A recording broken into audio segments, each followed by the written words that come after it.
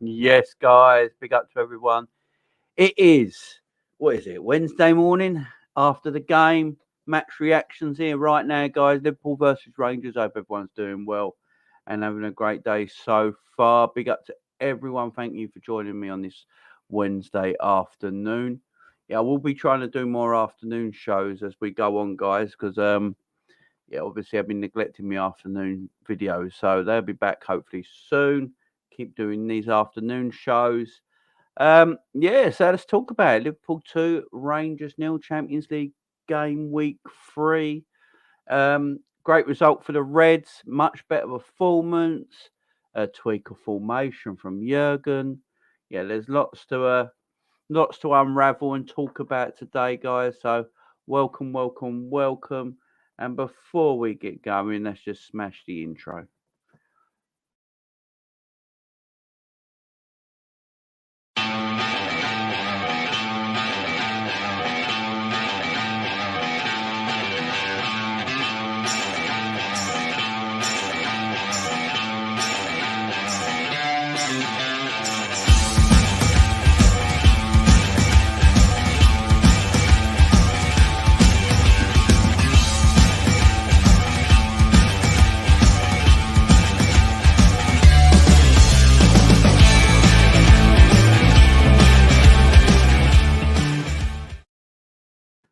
Yes, guys, we're back, we're back, we're back.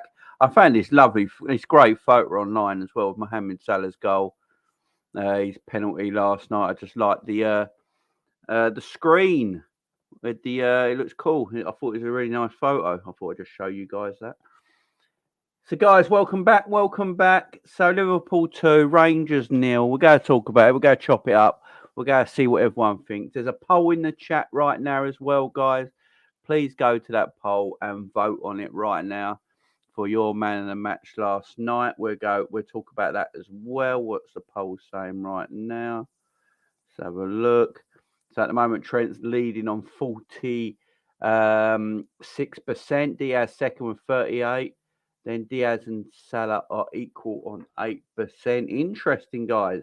So yeah, go to that poll. Give it your vote, guys, for your man of the match. Be interesting to see. Be interesting to see. Obviously, don't forget, smash the like button here, guys. Hit that fun button right now. There's 15 of you in here. We should have 15 likes already. So make sure you hit the fun button, guys. Get them likes up. And we've got 18 in. We should have 18 likes. We're only on 11, guys.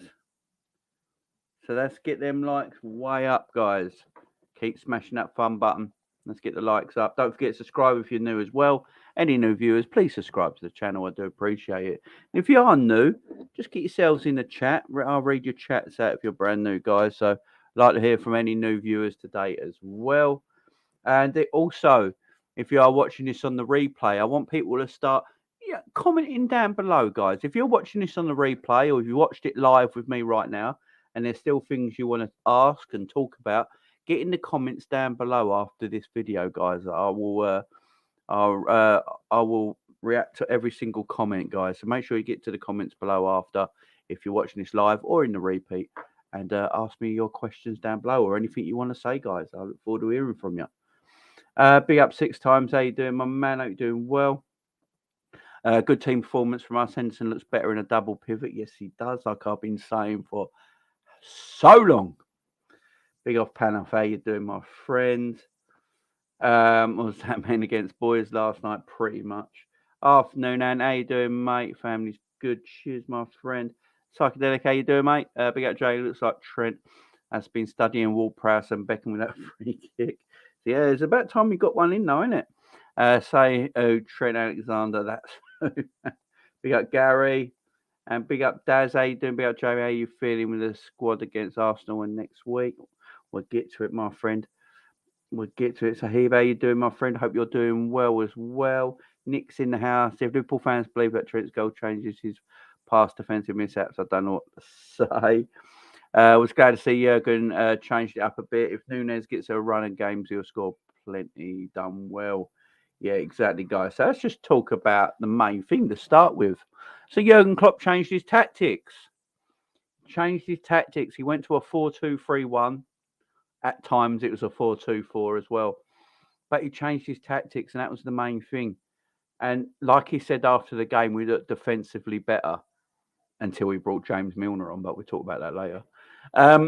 But yeah, we did look a lot better. I've been saying I've been saying this for a while now with about the tactics and the formation. Big up Bailey as well. Hope you're doing well. I've been saying this a while now about the tactics and the formation. Is that when you play 4-3-3 in a Klopp system, so Klopp's 4-3-3 is not like a lot of teams who play 4-3-3. It's about high intensity, high pressure, high line. Everything is 100 miles an hour in his 4-3-3. You got to be intense. You got to be in your face. You got to be aggressive. You got to win your battle. The 4-3-3 in a Klopp system is totally different to a lot of other teams that play 4-3-3. Like the Dutch style playing 4-3-3 is more about total football, keeping the ball on the floor, moving it around quickly. You know, Klopp's is a little bit different. It's that gegenpressing. So when you're playing that 4-3-3 in that the way he wants to play, the problem is, as I keep saying, the spine of our team is all in their 30s. So you got Alisson 30, Virgil 30, Matip 30, Thiago 30, Hendo 31, Salah 30, Bobby Firmino 31. So when you've got that age of that spine at that age, like that, playing 4-3-3, you can't ask them to play like they were 27 anymore. It just don't work. See, when you're 26, 27, you can press, you can harry, you can be aggressive, you can do it for 90 minutes, and then you can do it the 90 minutes the next game, and then you can do it for 90 minutes the game after that, and the game after that, and the game after that. Is why we were so good for a few years under Klopp with that Champions League, the Premier League, you know. And the season after that, obviously COVID hit. It weren't great for us because of the injuries. But you even saw in that season when we got players back and we went back to the intensity, it was there. And then players are starting to get older, so they fall down a bit and they can't quite press or run or do what Klopp wants them to do in a 4-3-3 for 90 minutes. What I noticed last night when we played 4-2-3-1, he switched it up a bit. The younger players are the one doing the pressing. Simicast was pressing from the left. Darwin Núñez was pressing. Jota was pressing. Luis Diaz was pressing. You know, when you got the younger boys doing the pressing and the running, they're all in their 20s. They're like 24, 25, 26. They're all very capable of doing that pressing game. Week in, week out. That's fine. And what I noticed yesterday is they're the ones that did the main pressing.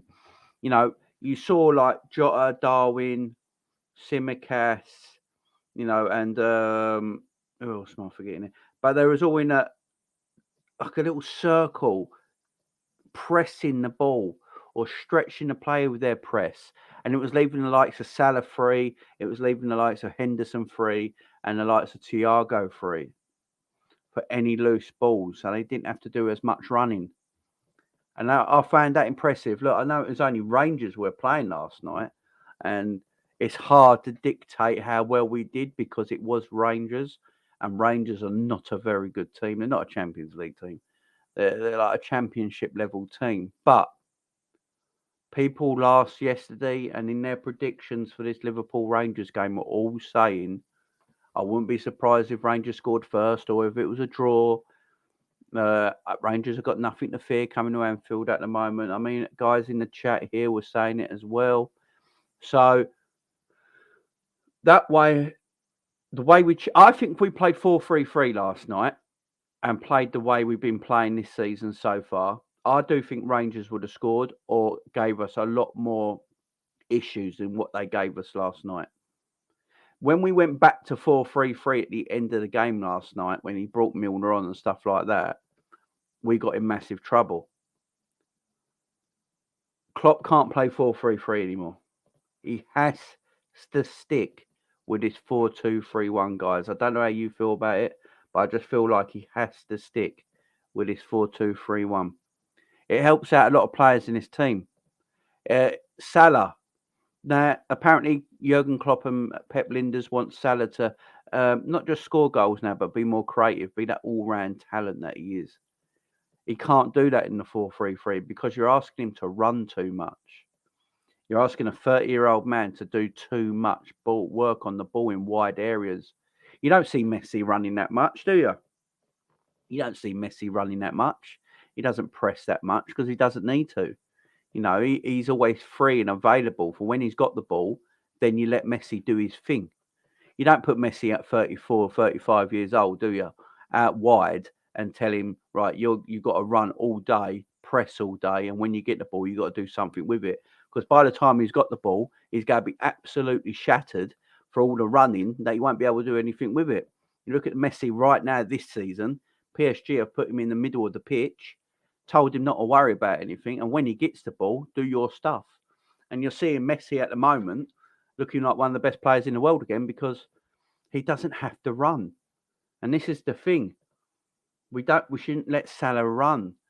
Save his legs. Let him get the ball and be creative and score goals. Save his legs from the pressing. Let the younger boys do it. And this system helps him do that. This system helps him do that.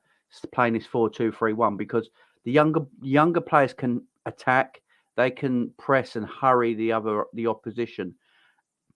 Also, with this 4-2-3-1, which I like, guys, I don't know about you, is that when we press and hurry the opposition, we've still got two players in midfield, like a wall, like an invisible wall just there, When we're playing 4-3-3, two midfielders will come out of position from a midfield area to do the pressing, what Klopp wants them to do, and then you leave Fabinho all on his own. So Fabinho's all on his own and getting attacked from all sides of the pitch, yeah? And then Trent, because Fabinho, he's coming into midfield as well, so he's leaving gaps. So you leave all these spaces all over the pitch. When you're playing 4-2-3-1, you can just ask, like last night, you ask Henderson and Thiago just to sit there as a pivot.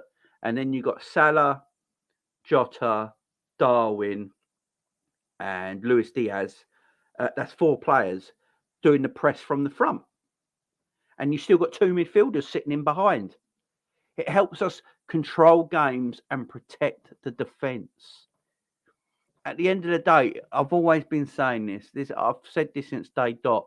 It don't matter how good your back four is if they are getting rushed upon by six players every game. If you've got six opposition players running at your back four week in, week out, every minute of the game, you're going to let in goals. It doesn't matter how good your back four is. You have to have some kind of protection.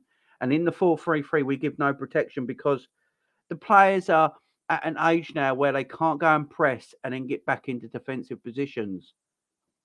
With the 4-2-3-1, you've got four players in front of the two that can squeeze and press.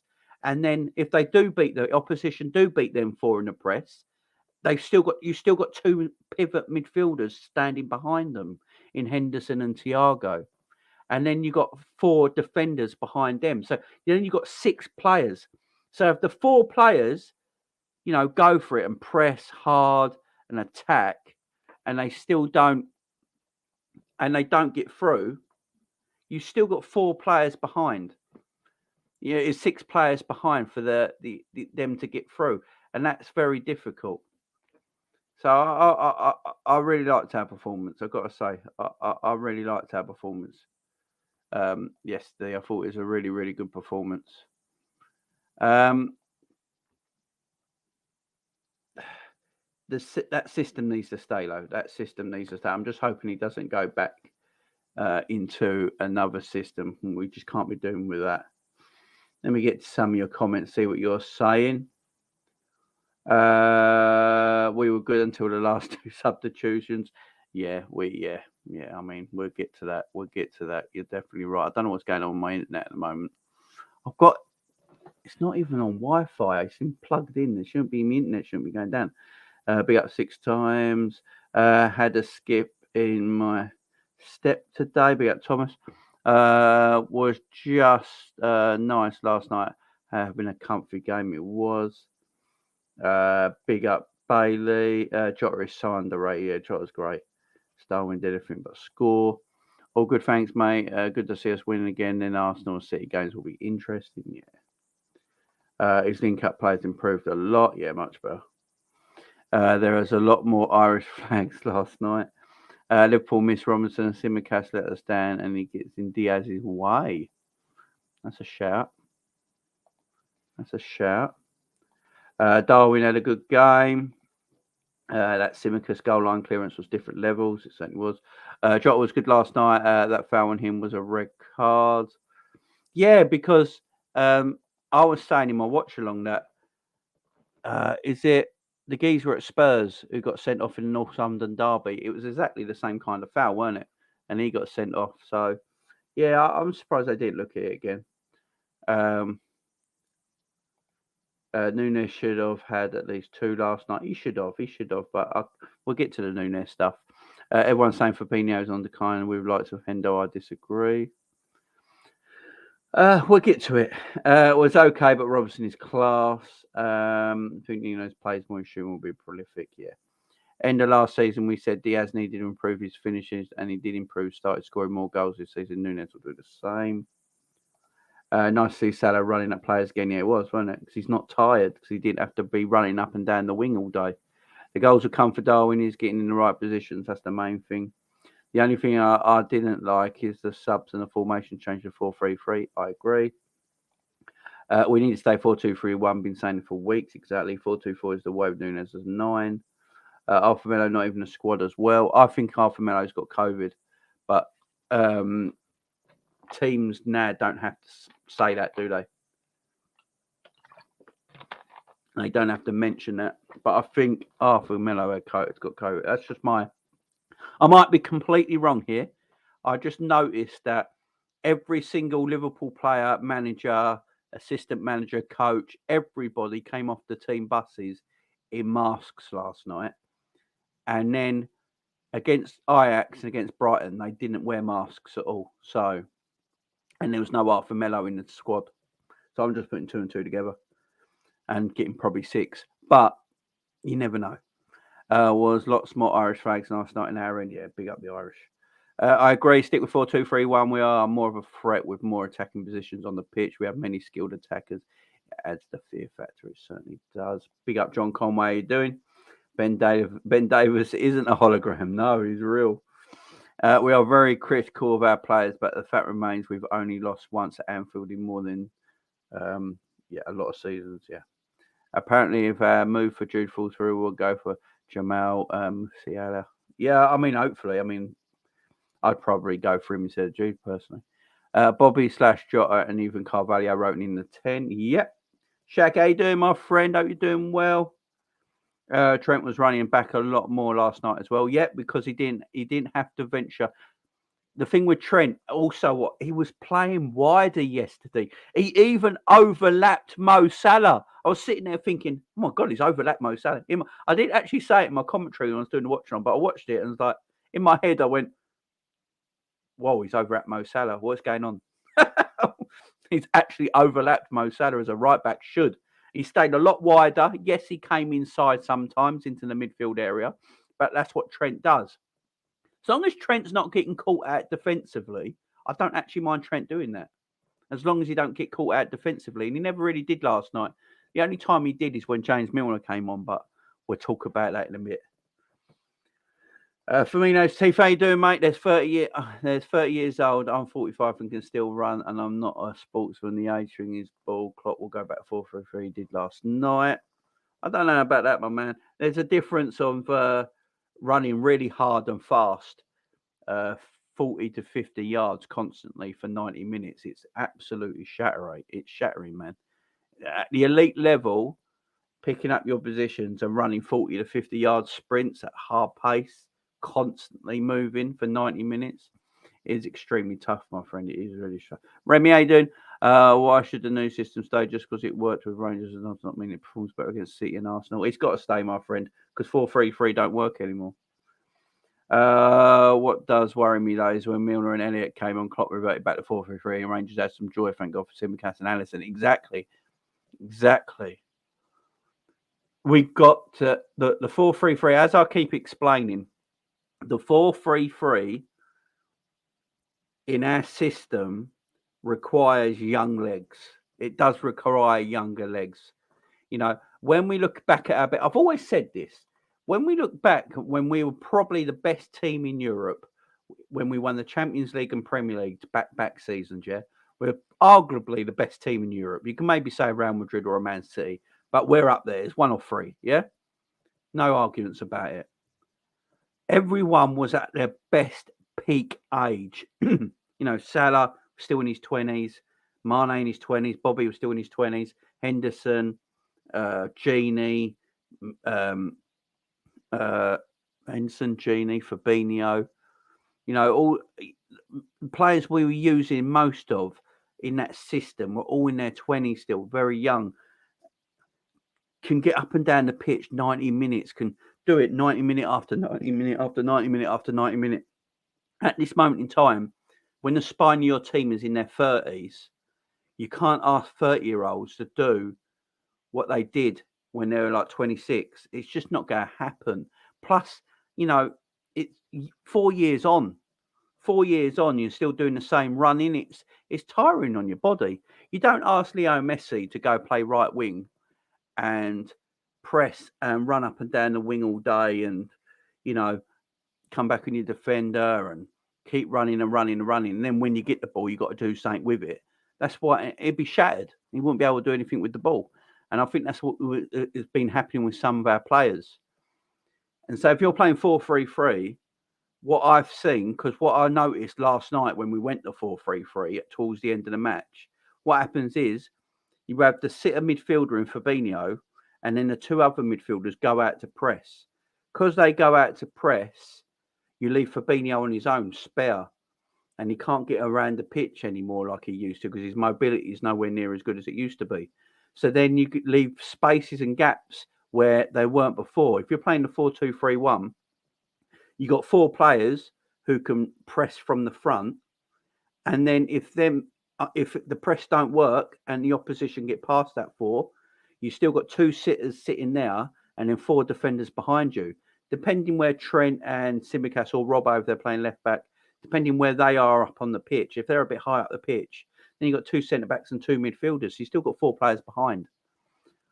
Where you're playing the 4-3-3, when the two players leave the midfield area, you leave Fabinho isolated. As I say, ain't got the mobility to go sideways or up and down anymore, which leaves the back four completely at the mercy of players running at them.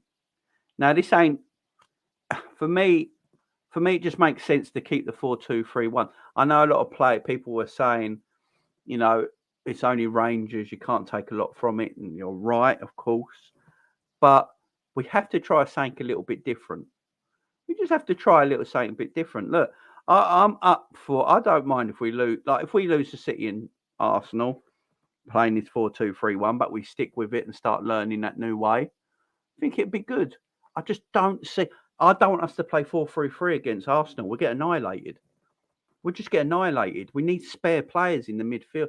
We need spare players in that midfield that can, and you notice that Diaz, Jota, Darwin Núñez, Tsimikas, the younger guys were the ones doing the pressing in the further forward areas yesterday, leaving Mo spare, leaving Hendo spare, leaving Thiago spare. That's why Hendo and Thiago won a lot of the second balls and stuff like that, because they were the spare parts. They didn't have to do the running and do the pressing. That's why they were a lot fresher through the game.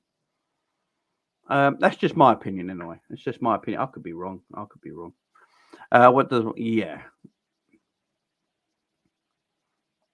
I'd start the same time that started last night. I'd start the same team. Yeah, so would I. Be out, Cav. How you doing, mate? One does like the subtle change 4-2-4. All Klopp has done is put another attack up front. Darwin needs to do better with his finishing. All shots were pretty much straight at McGregor. Yeah, with the with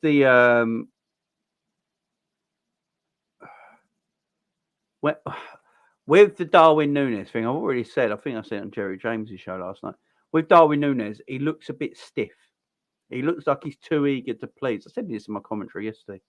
He looks too eager to please. He looks like he's not relaxed. You see when he's taking his shots, his body looks rigid. He looks stiff.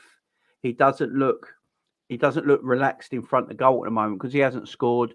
We know from Twitter that You know, he goes on Twitter. He's on Twitter. He's reacting to people slagging him off on Twitter and stuff like that. All that's getting to him.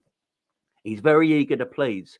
Look, and a relaxed Darwin Núñez in front of goal. Yes, he scores.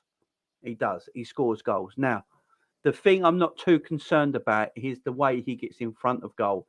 His positioning is really good. His movement in the box is really good.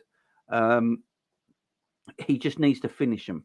If he finishes them, then like he could have had an hat-trick yesterday. And he's like, but he was all tense and taut.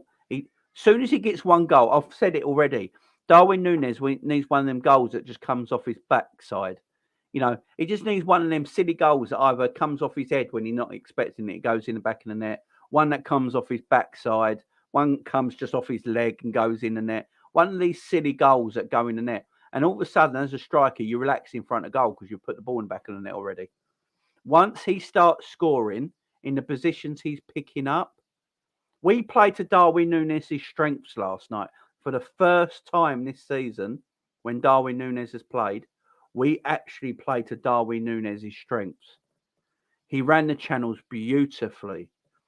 The shot what he had straight at McGregor, when it was Jota that played him through, and he ran right through in between two Rangers players. His pace is electric. Pace is absolutely electric, and he's strong, running right between them. And unfortunately, he shot straight at McGregor. But I can tell from what he's doing, the positions he's picking up, the pace he's got, the movement he's got in the box, he will score goals. He just needs to relax, not be so taut in front of goal, and the goals will come. Big up, Daz. Big up, my friend. Look forward to it. Ben Davies is real, Jamie. He certainly is. Ben Davies gave us that Trent free kick. What a legend. Big up, Ricky. How you doing, mate?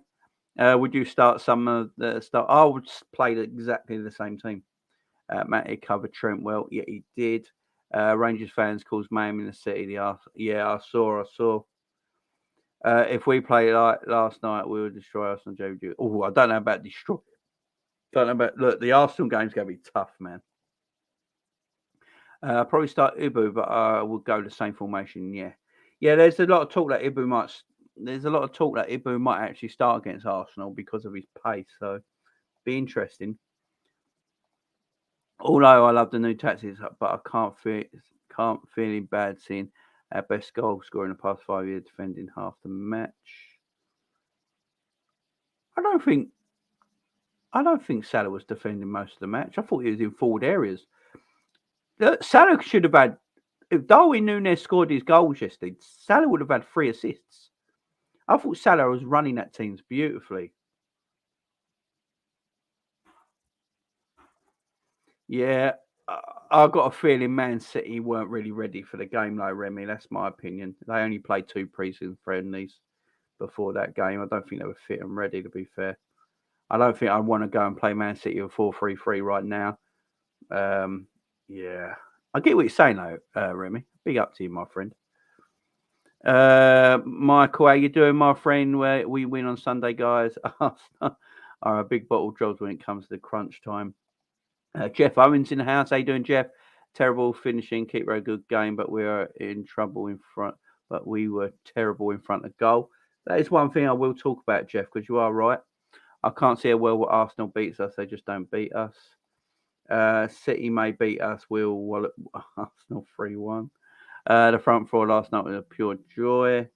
Salah, Diaz, Jota, and Núñez are the 4 arrows, Jamie. We beat Rangers next week. Napoli beat Ajax again. We only need a point against Ajax, yeah. Take Núñez's phone off him until he scores. That may be the way you do it. Big up. I don't know if it's Rick, don't know if it's Luke, but whoever it is, big up to you two anyway. AE92 Reds podcast. Hope you're doing well, guys. He just needs to play a run of games, Jay, and the confidence in front of goal will come exactly. They're not down for Salah's first half when we broke. MJG window cleaning, please beat Arsenal Sunday so we can have our rightful top spot. But do you know what? I have never seen more rival fans ever want Liverpool to beat Arsenal on Sunday. It's not, I mean, Man City fans, even Man United fans. I have seen Man United fans on Twitter And big up Cass as well from Never a Foul. Wants Liverpool to beat Arsenal on the weekend. I've never seen so many rival fans want Arsenal to lose. And the thing is, they never want Liverpool to win a game. So it's mad, ain't it? How mad is that? But big up MJ, win no clean note, doing well. Rangers are Championship League. Beat, we are getting carried away. No, singing the cop, you're right. I'm not getting carried away with the win because we should be beating Rangers anyway. There's no doubt about that. But I like the performance because let's face it, if we played the 4-3-3 and played like we have been playing, I could honestly see Rangers causing us issues. Look, we went to 4-3-3 towards the end of the game and put Milner on, Harvey Elliott on, went 4-3-3. Rangers had their two best opportunities the whole 90 minutes in them last 10 minutes. Real test will be Sunday, certainly will. But, you know, you need a win is good for morale. At the end of the day, no matter who we beat, no matter who it is and wherever it is, a win is good for morale. So the boys will be happy today. They got their win. I think they would have been a bit down drawing to Brighton 3-3. I think they would have been a bit down and depressed about it. So coming back, even if it was Rangers, as you say, it's hard to adapt. It's hard to talk really, because Rangers are Rangers, and you know Liverpool should be beating Rangers even on their worst day. It's a fact, but we've been appalling so far this season. Teams are always scoring against us. Teams are having chances against us. So because the performance was better yesterday, I was a bit more happy about it. And I could see the players. I could see differences in the system, the way we set up, the differences in players that it helped. It looked like it helped Mo better playing 4-2-3-1. He didn't have to run back as much. He weren't defending as much.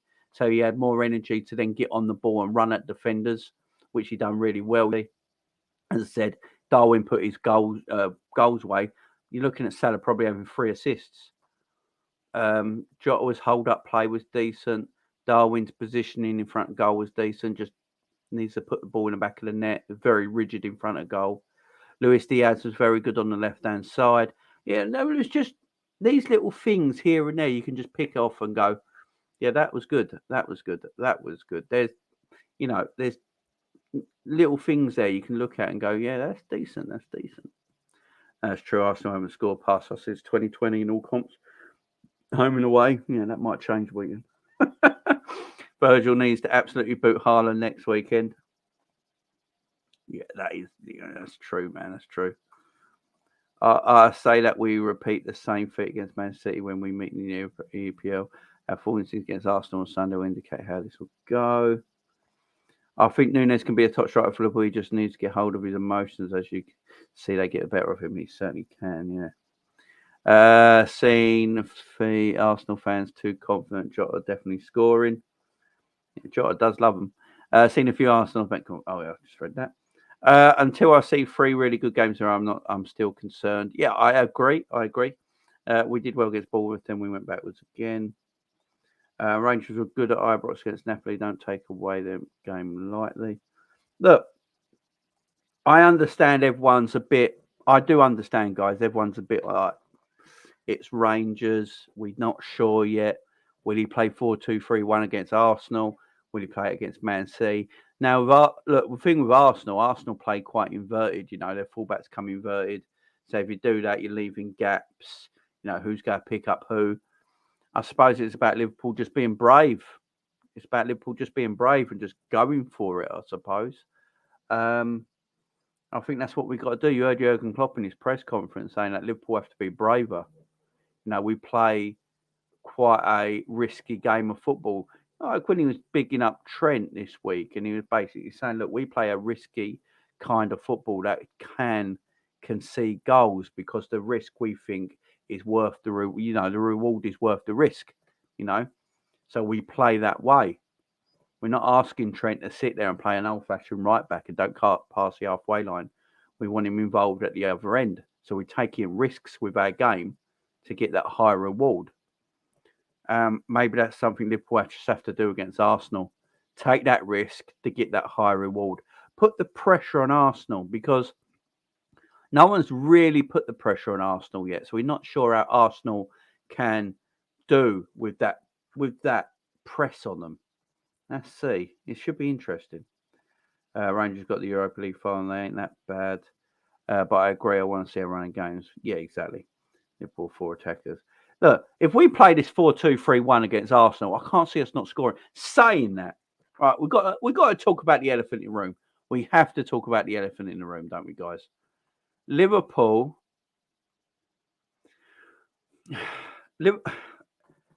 Liverpool didn't score from open play last night. All right, let's just get the elephant out of the room. Yeah, let's just do it. Let's do it, guys. Let's talk about it. Liverpool didn't score from open play last night. It was a free kick and a penalty. We never scored from open play, but we had a lot of chances to score from open play. That's the thing. We had a lot of chances. Big up, Ian. How you doing, mate? We had a lot of chances, but we didn't score from open play. It's a mad one. That is the only thing that's concerning me. Us in front of goal at the moment, we're not clinical enough. We need to find that edge back. Now, to beat Arsenal on Sunday, we need our edge. We need that cut throat edge in front of goal back, because we can't rely on set pieces just to beat Arsenal. We need to score in front of goal. We need the boys to put the ball in the back of the net. And I'm looking at it and thinking, if we do play 4-2-3-1 against Arsenal, I think it'd be pretty much the same team that played against Rangers. So you're looking at Darwin Núñez, Luis Diaz, Salah, Jota to grab a goal. Surely them 4 players can create so much problems and issues for Arsenal that they should be able to put the ball in the back of the net. Now, they created so many problems for Rangers last night. They just couldn't put the ball in the back of the net. But at the end of the day, like MJG window cleaning says there, a win is a win at the end of the day. You know, we can sometimes in football, we can analyse things a bit too much, especially as fans. And I'm a content creator, so it's part of my job at the end of the day to analyse these sort of things minutely. Otherwise, I'm not doing my job properly. But as you say, a win is a win. Does it really matter? If we beat Arsenal 3-0 and it's from a corner, a free kick and a penalty, are we really going to sit and complain about that? Am I going to come online Sunday night with a win against Arsenal moaning that, we didn't score from open play still, but we just beat the best team in the country at this moment in time in Arsenal? You know, let's be fair to Arsenal. They're probably playing the best football in the country at the moment. And they probably are the top of the league. They've only lost 1 game. They've won 6. Well, they've won, 6 out of 7 games or whatever it is, or 7 out of 8 games and lost 1. The best team in the country at the moment. Let's give them their due. Yeah? Man City are right behind them as well. And if we can beat Arsenal 3-0 and it's all from set pieces, does anyone actually care? Does anyone actually care? Because I don't think I would, but I do think we can look at things and analyse things a bit too much sometimes. But what I saw in front of goal yesterday doesn't concern me too much, because we did have chances. It's not like we didn't make any chances. We made so many chances. Just got to put the ball in the back of the net and be a bit more clinical. Just have to be a bit more clinical in front of goal. And if we're a bit more clinical, I think the goals will come. I think the goals will literally come. More clinical. You know, as soon as we score 1 from open play, I think it'll open up and open up and open up. The more we play this formation as well, the 4-2-3-1. Look, 4-2-3-1 was Jurgen Klopp's sort of like formation at Borussia Dortmund. That's the formation that he played at Dortmund quite a lot, as 4-2-3-1. Got a lot of success from it. And it helps as well. We got players like Harvey Elliott and Carvalho in this team, yeah, I think will benefit from the 4-2-3-1 sort of formation. I think they'll benefit from it. Because at the moment, I don't know where Carvalho plays. If we play 4-3-3, I don't know where Carvalho plays in a 4-3-3. I literally don't know. I really don't know where they play in a 4-3, where Carvalho plays in that system. Because he's not. I don't think he's robust enough and strong enough to play in the central midfield areas just yet, and he's not quick enough to play in the wide areas. But he's technically good enough to play in that number 10. That's what suits him. plays in that number 10. He can drift a little bit. He's technically good. He's good with his back to goal. He can hold up a play. He's got nice little turns and touches and flicks and that, where he can play that number 10 position. So if you're playing a 4-2-3-1, Carvalho can play in for Jota in that 10 position. You know, Elliott, I think, can play that central midfield area, but I think he's better going forward, showing his offensive play, getting on the right-hand side of Liverpool's midfield three. I think he can play in that 4-2-3-1 or 4-4-2. Look, we went to 4-4-2 for a little bit yesterday as well. Harvey went right, Luis Diaz went left. I think Milner and Fabinho were central, and then Jota and I think it was Salah and Jota up top, for a little bit, and then we went back to 4-3-3. So we can interchange the formation quite a bit, which is interesting. Let me just take a break there and read your chats, guys. Please, guys, don't forget to hit the like button, guys. I would appreciate it. There's 74 people watching, and we've only got 26 likes. So, guys, if you've not hit the like button yet, please go and press that thumb button underneath the video right now. Now, you've got 77 of you lovely people watching right now. So that thumb button underneath my video right now is the like button. Please go and press that. If you're watching on your phone or your tablet, take your finger over to that thumb and give it one press to give it a like.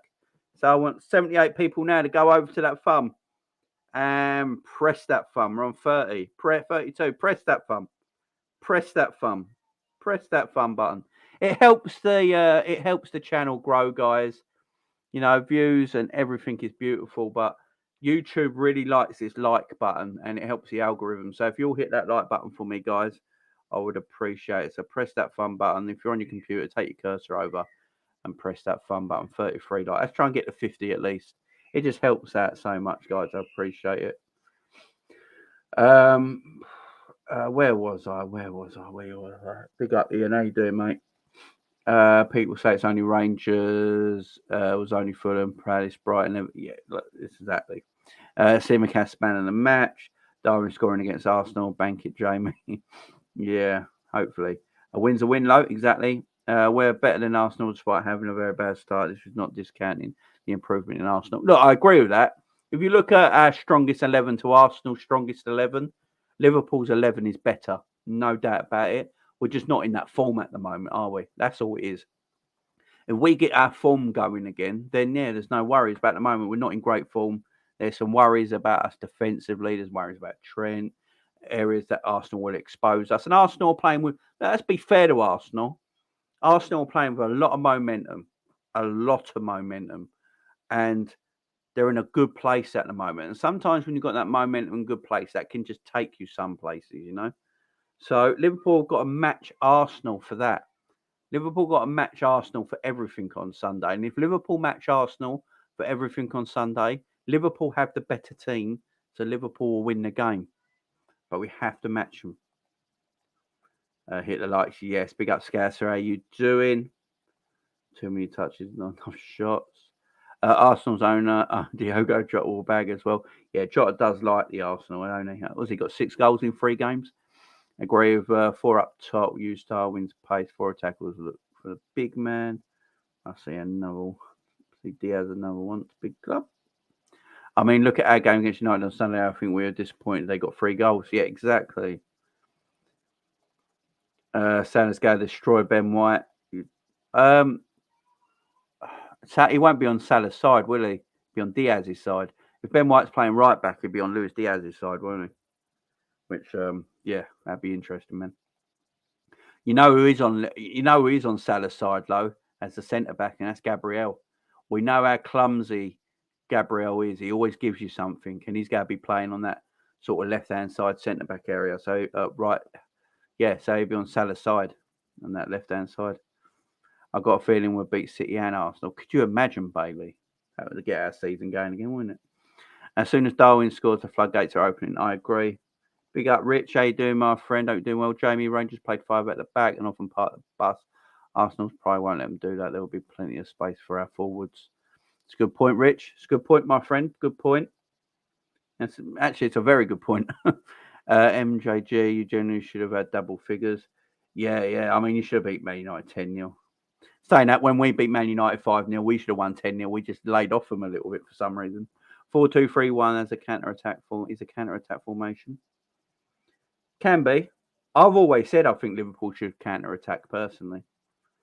Jamie, I play this formation, but maybe instead of Jota, I would start Bobby in the 10 to help with our numbers in midfield to match Arsenal as they naturally drop deeper to pick up the ball. That is very true. That is very true. What we need is, I've been saying it for a while, I think Arsenal's best player is Odegaard. I don't think Odegaard gets the credit he deserves. I literally think he's Arsenal's best player. And he gets everything in the Arsenal team ticking.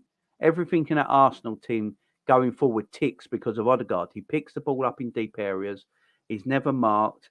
He's never pressed. And then he dictates where the play goes. He goes Martinelli, Saka. He finds Gabriel Jesus. He plays 1-2s off them. He gets forward with the ball. He can run with the ball. We need Henderson. I'd play Henderson again. I wouldn't play Fabinho. I'd play Henderson against Arsenal. I'd ask Henderson just to sit on Odegaard. Don't let Odegaard get going. If Odegaard gets the ball, I want you to crunch him. I want you to get hard into him, tackle him, let him know you're there. Don't let him have a free time of it. But because they do pick up the ball in deeper positions, as you say, Bobby might be the key because Bobby will drop back into that position where Xhaka or Thomas Partey will pick up the ball and make a nuisance of himself. So that is a good point. Big up, Aaron. How you doing, mate? One can't see Carvalho playing, Jamie. Not at the moment. I'm going abroad tomorrow for a month. When I come back, I would love to see you on 3K subs. Come on, people. Big up singing the cop. It's a lovely thing for you to say. And yeah, have a great month away, my friend. Have a great month away. Big up, Bailey. I'm just glad we tried something different. We couldn't carry on like we were. I agree, Aaron. Thoughts on Simicast, Jamie? He's been outstanding. Yeah, Simicast has been great. Simicast has been great. I have got this thing with Simicast, though. I'm probably going to get shot down now. But with Simi, I've always said I think Simicast is a great left back for us. But I think we sometimes get carried away with his performances a little bit. I think they're great performances, don't get me wrong. But I just don't think his performances completely overshadow Robbo's performances sometimes. They're a bit like this sometimes. You know, Robbo's here, then Simicast, then Robbo. It's like that, you know what I mean? It's not like Simicast is completely outperforming Robbo up here and Robbo's here consistent. I just don't think it is. But he was excellent last night. He was very good Simicast last night. His clearance off the line was world class. It came at a great time as well because, like Rangers, what was it, 7 minutes to go if that goal goes in? You know, and we've already gone back to 4-3-3 and Milner's on the pitch. You're looking in trouble. So that was quality. Going forward, I think Robbo's crossing is better in free play, but I think Simicast's set pieces are better than Robbo's. But both defensively, I think they're about even. So it's like, so it don't really bother me who plays now. What I'm basically saying, if Simicast plays over Robbo, I'm not bothered. If Robbo plays over Simicast, I'm not bothered. I think they're about an equal footing at the moment. Their strengths and weaknesses to both players. But their strengths are almost pretty much similar, if that makes sense.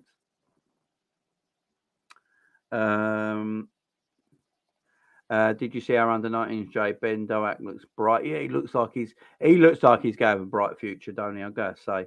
Once again, although I love the new tactics we played, it still seeing our best goal scorer for past 5. Adamson, do you think he defended a lot last night? I thought he was in front of goal quite a lot. Carvalho should get games in the 10 role if we sit 4-2-3-1. Yeah, if we're playing 4-2-3-1, we stick to it. Carvalho will be able to play a lot more because he can play in that 10 instead of Jota. You know, you can have sort of Jota and Bobby on the bench, play Carvalho in the 10, you know, and then you can Jota and Carvalho swap, you know, is easy to do. Yeah, I agree. Yeah, big up Aaron all the time. Agree, we need to play on the break more. We have the forwards to do that. Yeah, I like us playing counter-attacking football.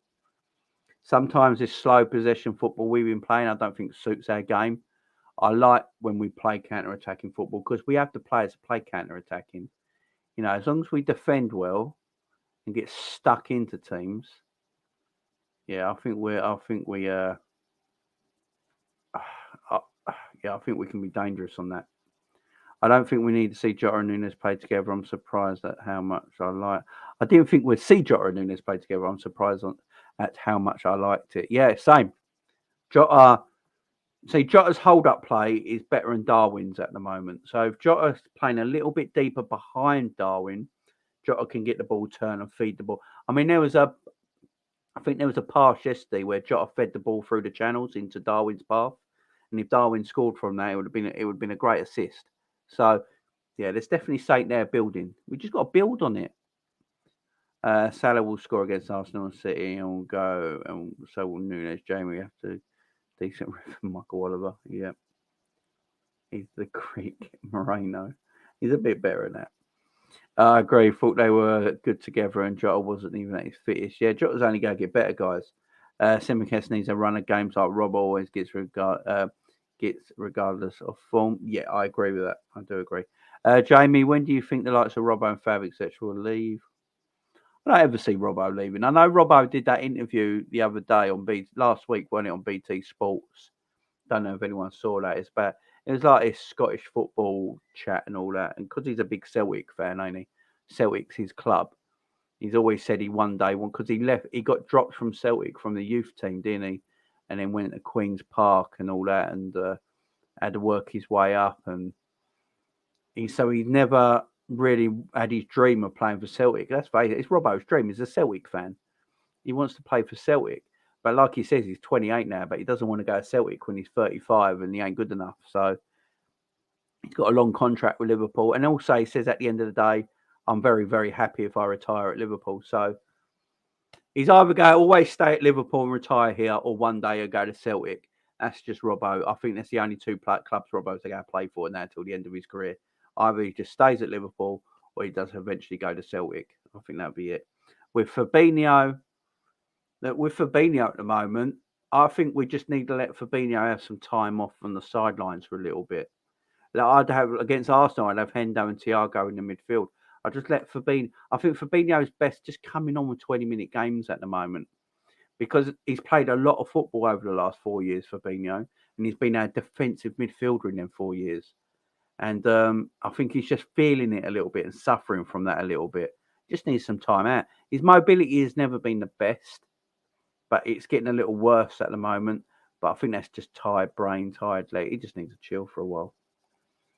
Jesus is the live wire. Has been an absolute godsend for Arsenal. Need one of centre backs to do a job on him. Yeah, I'm wondering if he's going to play Canate because of it. I think sub last night's tell we're getting rested for Arsenal. Yeah, it's going to be Rangers fans damaging the Orioles. Yeah, I don't understand. I don't know why would you do that? It's just stupid, isn't it? Big up, Brian. I think we need to reel it in. It was only Rangers we played. It took two set piece play goals for us to score. The concern is that we aren't finishing chances, etc. Yeah, that's what we've already chatted about, my friend. That's what we've already chatted about. Saying the elephant in the room is that we only scored set pieces goal. Yes, and it was only Rangers, but a lot of Liverpool fans, a lot of Liverpool content creators were saying we were going to go 1-0 down first last night. So this is my thing. A lot of people were sceptical last night. I watched a lot of Liverpool content yesterday and the day before when they were doing Rangers predictions, and they were saying, I can see a 1-1 or a 2-2 or maybe a 3-1, but they score first and we come back from behind to win the game, or we win an edgy 2-1 match and we just get the win, but the performance ain't great. I saw all that the last 48 hours. So that's why I know you're saying it's just Rangers. We've got to but when you see all that and we performed a lot better than what people assumed we were going to perform, I think we should take note of that. But I get what you're saying. It's hard to judge this game because it is Rangers, and I'm in total agreement with you there. It is very, very hard to judge this game because it is Rangers Football Club. How do we judge it? I'm judging it by the little things I saw. The little things I saw, the way different players were playing to how they usually play in the 4-3-3 system, that helped them a lot more. I thought this system helped Trent loads. I thought it helped Trent a lot better. You saw the difference when we went to 4-3-3 towards the end of the game, when Milner and Elliott came on, we went to 4-3-3, Trent got exposed straight away. So there is these little I'm looking at these little things all over the place, not a whole, just these little things. Kanate is the only change for the after game I'd make. Singh has just stay in the team, but that's not saying he's better than Robbo. Yeah, I agree. At the moment, why should Simicast come out? I do agree. Big up Marshall. How you doing, my friend? Hope you're doing well. Big up Gun Ben. Can't believe that point blank save from Jota. Yeah, check the match again. As soon as they were attacking, I see him tag team with Trent and Hendo to defend. That's all right. He's got to do that at times, though. But he should have 3 assists. This is the thing. If Jota and Darwin Núñez score their goals yesterday, Salah would have 3 assists. Fabulous finished, in my opinion. I've been speaking about Fabinho for about a year now. Everyone who's been with me on this channel since day one knows how I've been talking about Fabinho. I'm one of the only YouTubers. I think Saint LFC as well. Big up Saint was mentioning it as well. But I was one of the only YouTubers who kept going on about this Fabinho thing. And when I brought it up to other YouTubers or other Liverpool fans, they were like, "I don't really see it. I don't really see it yet. I don't know. Yeah, maybe." And now everyone's talking about it. So. Yeah, Fabinho, look, I've been talking about his mobility for a while. And at the moment, for me, if we're playing this 4-2-3-1, if Klopp stays with this 4-2-3-1 for the Arsenal game, say, I wouldn't play Fabinho. Fabinho ain't got the mobility. I just worry about Fabinho in that midfield against Arsenal's midfield, especially with Odegaard. I'd rather play Henderson and Thiago and get Henderson to sit on Odegaard. I really would. I would sell him. Big up Marshall. I see when we went back 4-3-3 last time, we looked shaky. Yeah, exactly. Anyways, I think we should play to the strength for Jota and Mo in big games, and Darwin is in easy ones until January or when he's up to speed. Big up, my friend. I mean, everyone's entitled to their opinion here. It helped Henderson as well. Yeah, Henderson looked like a different player, didn't he? Hendo looked like a different player. Because I've been saying it for a while now. If you're going to play Hendo in this team at the moment, he's better in the deeper positions in that 6th position because he's not being pressed. I've been saying this for ages as well. When Hendo plays in the number 8 position, he hasn't got the legs he once was to beat the press. And everyone attacks down our right-hand side. So they see Hendo as a weak point because he can't press no more. So if you press Hendo, he hasn't got the ability to beat that press at the moment. And then Trent's got the issue of being doubled up, yeah? If you play Hendo in this deeper 6th position, Hendo can't be pressed. Because if the midfielder go press Hendo and Thiago in a deeper pivot position, if they press and move up on that, Liverpool got 4 people in front of that press then. They can just put the ball over the top and expose the opposition's team. So Hendo is a very good passer of the ball. He's an underrated passer of the ball. He can move the ball forward. He can pass sideways. He can get the ball moving. And you can see the whole game. He's got the whole game in front of him. For me, it's the perfect position for him. Jay Alonso, favourite for the Leverkusen job. Yeah, I read that this morning. Big up Xavi Alonso. The Klopp Memorial and Trent Memorial were damaged a couple of days ago. Do you notice, Rangers fans? I didn't know the Trent one was damaged. Why do people do it? It's mad, ain't it? We would have scored about 5 last night when the keeper was on fire. Jamie, both Robbo and Simicast quality fullbacks, but I do believe Simi's game's a lot more controlled, whereas Robbo's erratic, but Simicast can use both feet and has the ability to take on a fullback on. Fair enough, Gangan Deep. You know, I ain't going to really argue with it, my friend. I ain't going to really argue with it because they're both good left backs. That's what I'm saying. If one plays in front of the other, I'm not actually worried about it because they're 2 quality left backs. You know, we're one of the teams in the league who actually do have 2 quality left backs to rely on, and it doesn't actually worry me who plays. The whole team seemed to operate better in the 4-2-3-1. They did. It was sort of like they seemed happier. 2 of the guys off Redmond were last night. Jamie, Paul, and 2 guys off Redmond were there last night. Oh, Jamie, yeah. Right, guys, let's get to player ratings. So there is in the live chat, guys, there is a poll right now. Don't forget, go and have your vote on the poll for who you think man of the match was. At the moment, we have 73 people voted so far. 47% of you So far, I'm voting for Trent to be man of the match. Diaz 25%, Thiago 15%, and Salah 14%. So don't forget to keep voting on that poll, guys. And also, don't forget to hit the like button. There's 66 of people in here right now, only 42 likes. Let's get to 50 likes, guys. Press that fun button. Get me up to 50 likes. I would appreciate it. All right, let's do player ratings, guys. Hang on. Let me just share the screen with you guys. Right, let's do player ratings, guys. Let's do player ratings. Right. Righty ho then. So, what are we giving Alisson, guys? Let's do player ratings. What are we giving Alisson out of 10, guys? What are we giving Alisson in the chat, guys? Get your ratings in for Alisson in the chat, ladies and gentlemen. What are we giving Alisson? Oh, hang on. Before we get to the ratings, we've got a special guest all the way from sunny Midlands. Don't know if it's sunny there today. It's Savage. Come on, what you saying, brother? How are you, mate? Hi, brother. I'm from Hogwarts, bro. There's no Midlands, bro. This is where I am. Parts unknown and that. I thought it was Middle Earth. That's what a lot of people.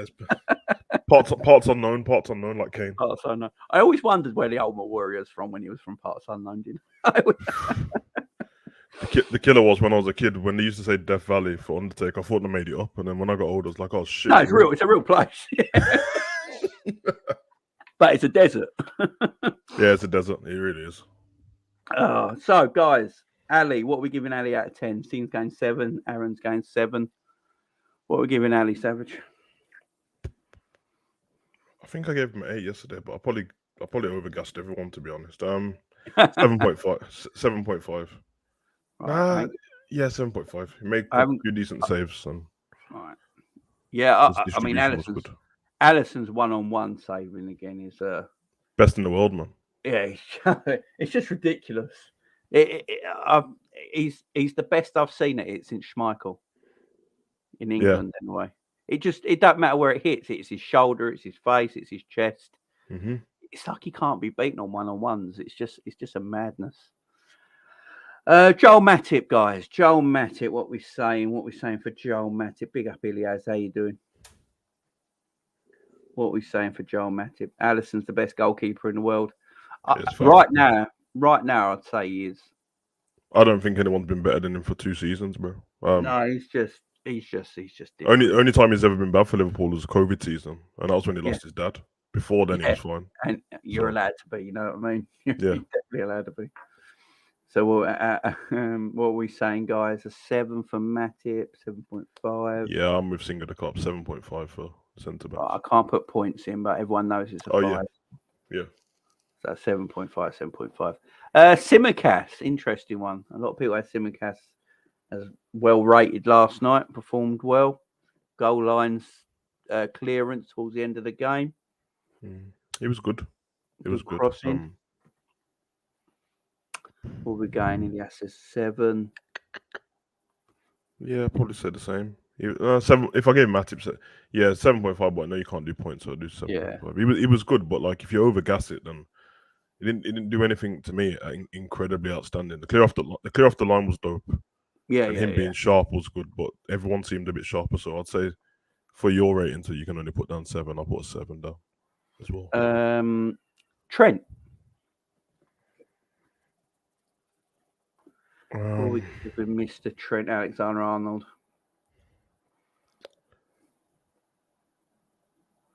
Eight.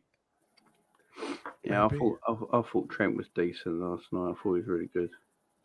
Yeah, I try and rate him. Yeah, I was about to say I try and rate him against I always try and keep it within the game, but you ain't gonna be able to help but rate it against their own standards. And if Trent didn't have the bad start to the season he had, and he put the performance in he did yesterday, I would have just said it was an 8 regular Trent.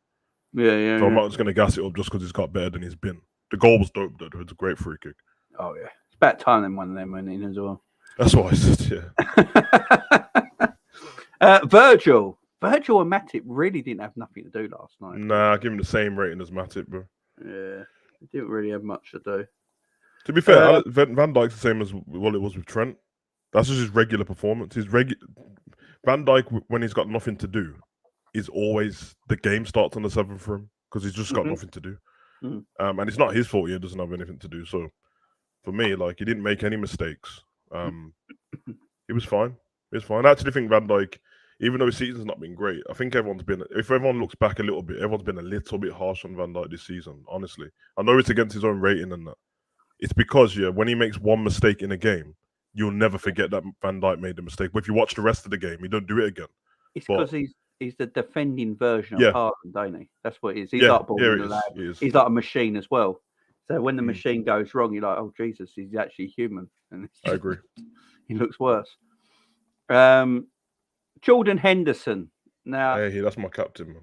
I thought, I've been saying it for a while now, Hendo in that 6, it just seems to suit him at this moment in time with his game. He's a very good passer of the football. People don't give him credit enough for it. He sees the whole game. He doesn't get pressed. He can perform to his ability. He doesn't have to run so much, which helps as well. I thought he was excellent last night. I thought he was as well. I thought Hendo was excellent. I'm going to give Hendo an 8. Yeah. I wouldn't underestimate that pass, what he did to Nunes either. God, the ball over the top when he was controlling it. That's what I'm saying. He can pass. Inch perfect, man. No one. I checked after to see if anyone was speaking about it. One mentioned it. Everyone just ignored it. They spoke about Nunes' shot, and no one spoke about the pass. I was like, bro, it was inch perfect, man. But it's a beautiful ball. Hendo's I'm saying it all the time. I think you and me have spoke about it. Hendo in the 8, when he gets pressed, he can't play that position now because the opposition team are pressing him. He hasn't got the legs to beat that no more. Yeah. You play him in the 6. Liverpool players their age is in dog years, isn't it? Our players. Yeah. If you play on the club, your age is dog years, bro. Like, so whatever age you are, age you are, add 3 onto it, and then that's your age, bro. Yeah, because that's what they say, is it? Old 30-year-old, ain't it? That's what they say. Fun fact, Jay, I swear, like, I'm not making this up, and I'll bring my friend on one day to speak about it. My friend, the United fan, he brought this article to me 3 years ago, maybe 4, when we was at a gym together, and it was around the time when he was speaking about why Klopp never went to Man U and stuff like that, and he showed me this article, and he showed me this I think it was like a Dortmund doctor or something like that. And he was saying that, like, he said that exactly what I'm saying now. He's like, he's the most incredible coach and stuff like that. And it's not his fault because he's perfected a way how to get his players to play intense.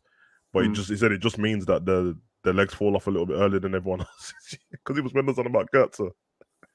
And if you think about it, Royce just about lasted because obviously Lewandowski had left, didn't it? And Royce was like the remaining guy. Hummels and all that, their legs started to. Yeah, that's the thing.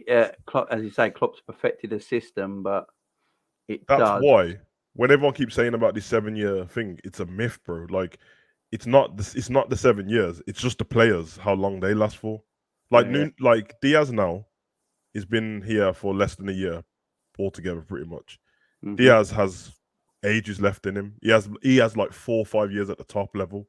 Jota. Top. Yeah. Jota, Nunes. But we'll just watch the rest of them. It'll crumble.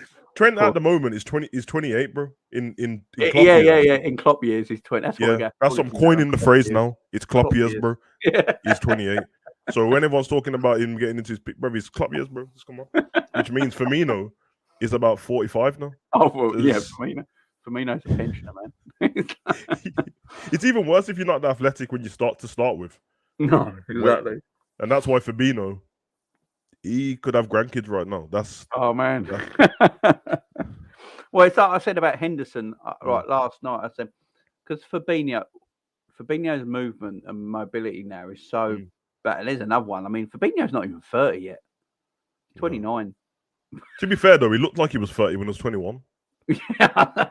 But at the moment, he's playing like, as you say, Klopp years. He's 37. The way he's playing. Yeah. But do you know what it is? He's making Henderson look athletic.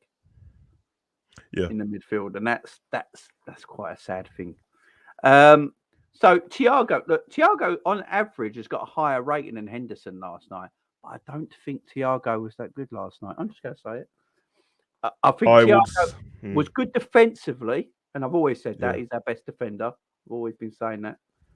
But I didn't see, because Thiago had more freedom on the ball last night, I thought I'd see Thiago spraying it about, doing what he wanted at will. I thought he was a bit erratic with some of his passing last night and a bit rushing stuff as well. I would say the exact thing I said before about Trent. They have a certain level, and Thiago's level is higher than probably everyone in the squad. To be fair, yeah. When you come down from that, I thought he was really good, but the one thing that we associate him with, twice I've seen him lose the ball. When he normally waits to drop the shoulder, I seen him wait once and he didn't realise somebody was behind him, and he got caught flat-footed, and luckily the person was offside, and then he did it again on the outside of the box and his pass went wayward. That was just them 2 times, but for Thiago, I'd probably there's no 0.5s in it, but I would have said a 7.5, but 7 on there, that's fine with it. I just think I think Henderson was just a little bit better. So it's all right for Thiago though, isn't it? Because when his level drops off, he's still better than most people. So I mean, we're talking about he weren't as good last night, but he's better than most people, ain't he? So that's mad. Right, Darwin Núñez. I think this average score of 6.7 is really harsh. Mess, bro. There's no way. That's really harsh. I know he didn't score. No way, bro. But I think this was. I've already said it with Darwin Núñez. I said it in my watch long last night, and I've said it earlier here today. With Darwin Núñez, when I was watching I watched all his chances back today again this morning, and what I noticed of Darwin Núñez in front of goal, he just looks a bit stiff at the moment, not relaxed because he hasn't scored. And that's natural with strikers. When they're not scoring goals, they're taut, they're tense, they're stiff, they're not relaxed in front of goal, and they're just hitting the ball. They're just trying to get a connection, hit the ball, and get the ball in the back of the net. What Darwin Núñez needs is one of them weird goals that comes off his backside or just comes off his head accidentally or off his leg. And once that happens, he's going to relax. If we had a relaxed Darwin Núñez last night, has already got a few goals behind him, he would have bagged a hat-trick last night. I'm pretty sure of it. But good God, his movement in front of goal is fantastic. Yeah, I could. His tenseness goes along with the fan base. The fan base's tenseness. Like if you wanted a player to represent the fan base right now, it's Núñez. Oh yeah. So because I think he was great yesterday. I think it's the best game he's had this season. By a mile. And I said to Cav, like when you're not scoring, I need you to just cause havoc, man. Like, don't let these defenders think they can chill around and stuff. I said that, like, if this was against a big team, there's no way they're going to feel comfortable against him. Now, the chances, none of them are easy chances, but yeah, you're right. His problem is the composure comes with experience and playing with this team and being calm. And he's a snapshot guy in it at the moment, which snapshots are really good because he'll do that volley every now and again, what he has to do at quick time. But there's times where if he just looked up, he can give himself half a yard and just place it. Like that ball over from Hendo is a good save from the keeper, but if he took his time, could have opened his body up a little bit more and bent it around the keeper. The one what the keeper saved to the left on the floor. If he looked up, he would have realised that the left side of the goalkeeper does quite a lot of space, but I get why he done it. And he never stopped. I love the fact that he'll miss a chance and 2 seconds later, you'll just see him trying the same thing and that he doesn't care. Nothing phases him in terms of that. And I love that he's passionate, man. Like when he was arguing with the ref and then he calmed himself down, I was in stitches, bro. Yeah. Because the ref was trying to tell him to move away from the ball, but he was like, listen, I'm stopping a quick free kick. I'm allowed to do this. Yeah, he did. I was doing the watch and I was like, Darwin, chill, calm. He looked like he was going to finish the ref, until he started smiling. I'm like, he might punch the ref, bro. I don't know what's going on. He's got a bit of a temper. So I was like, yeah, but for me, he was one of the best players.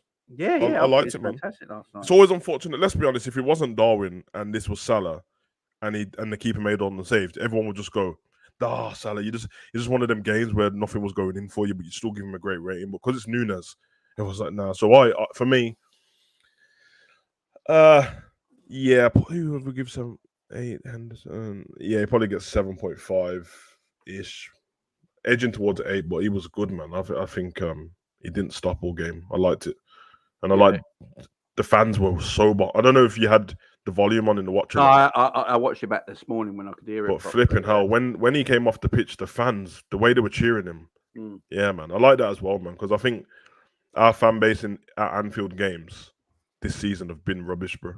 They've been rubbish, and I love that the fact they got behind him. Even the fact that when Klopp took Trent off on purpose at the end, he done it on purpose. He didn't. Like, he didn't need to put Gomez on at all. He wanted the fans to get behind Trent, and it worked. Yeah, give Trent They were standing ovation. They loved it. Yeah. Clever guy, man. So big up Darwin. One thing I will say about Trout is I didn't speak about this yet.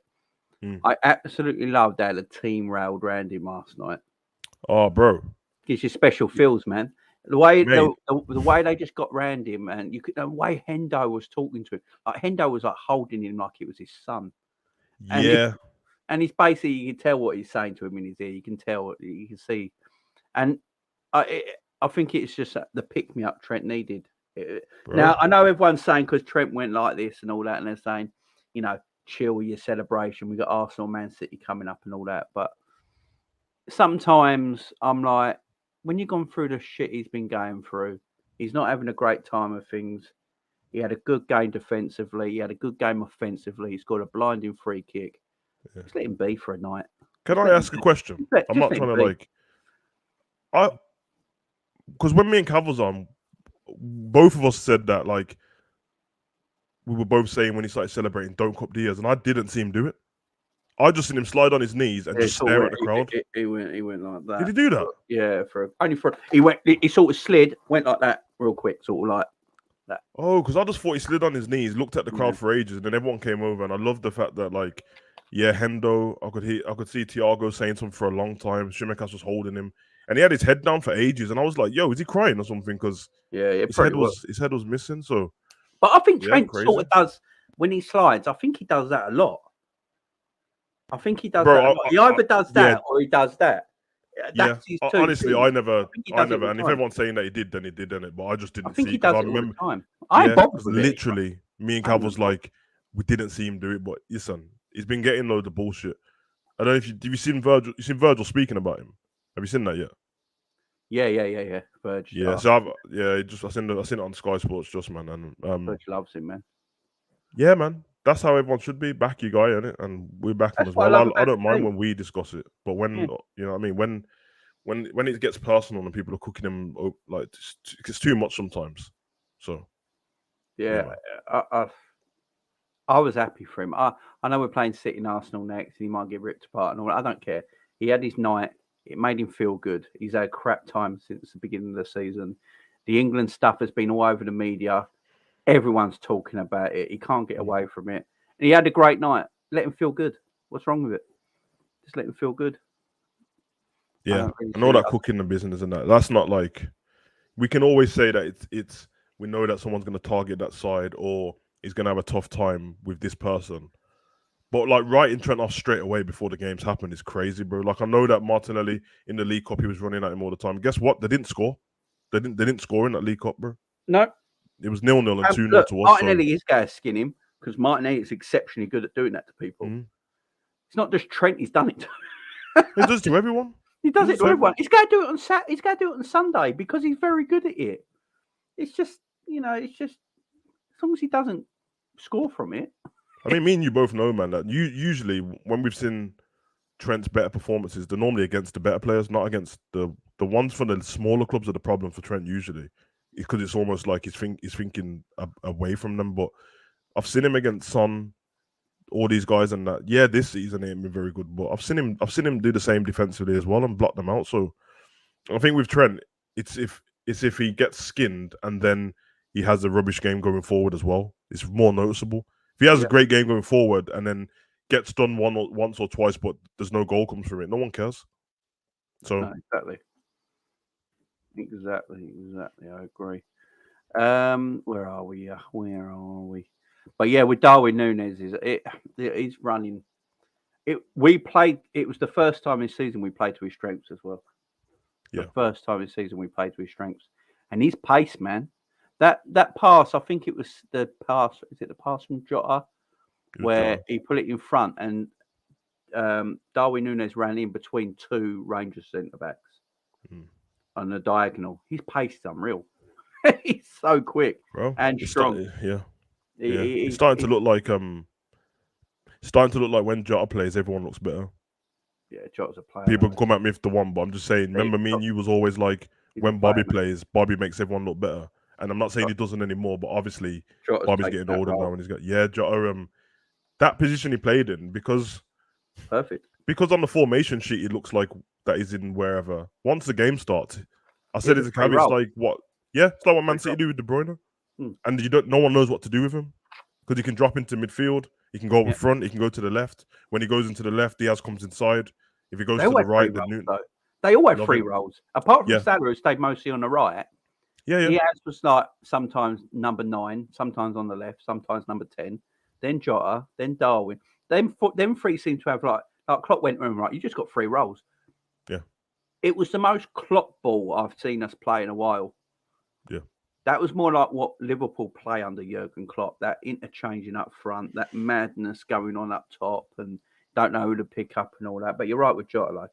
Yeah, and he's the one we're rating next. I thought Jota had another good game last night.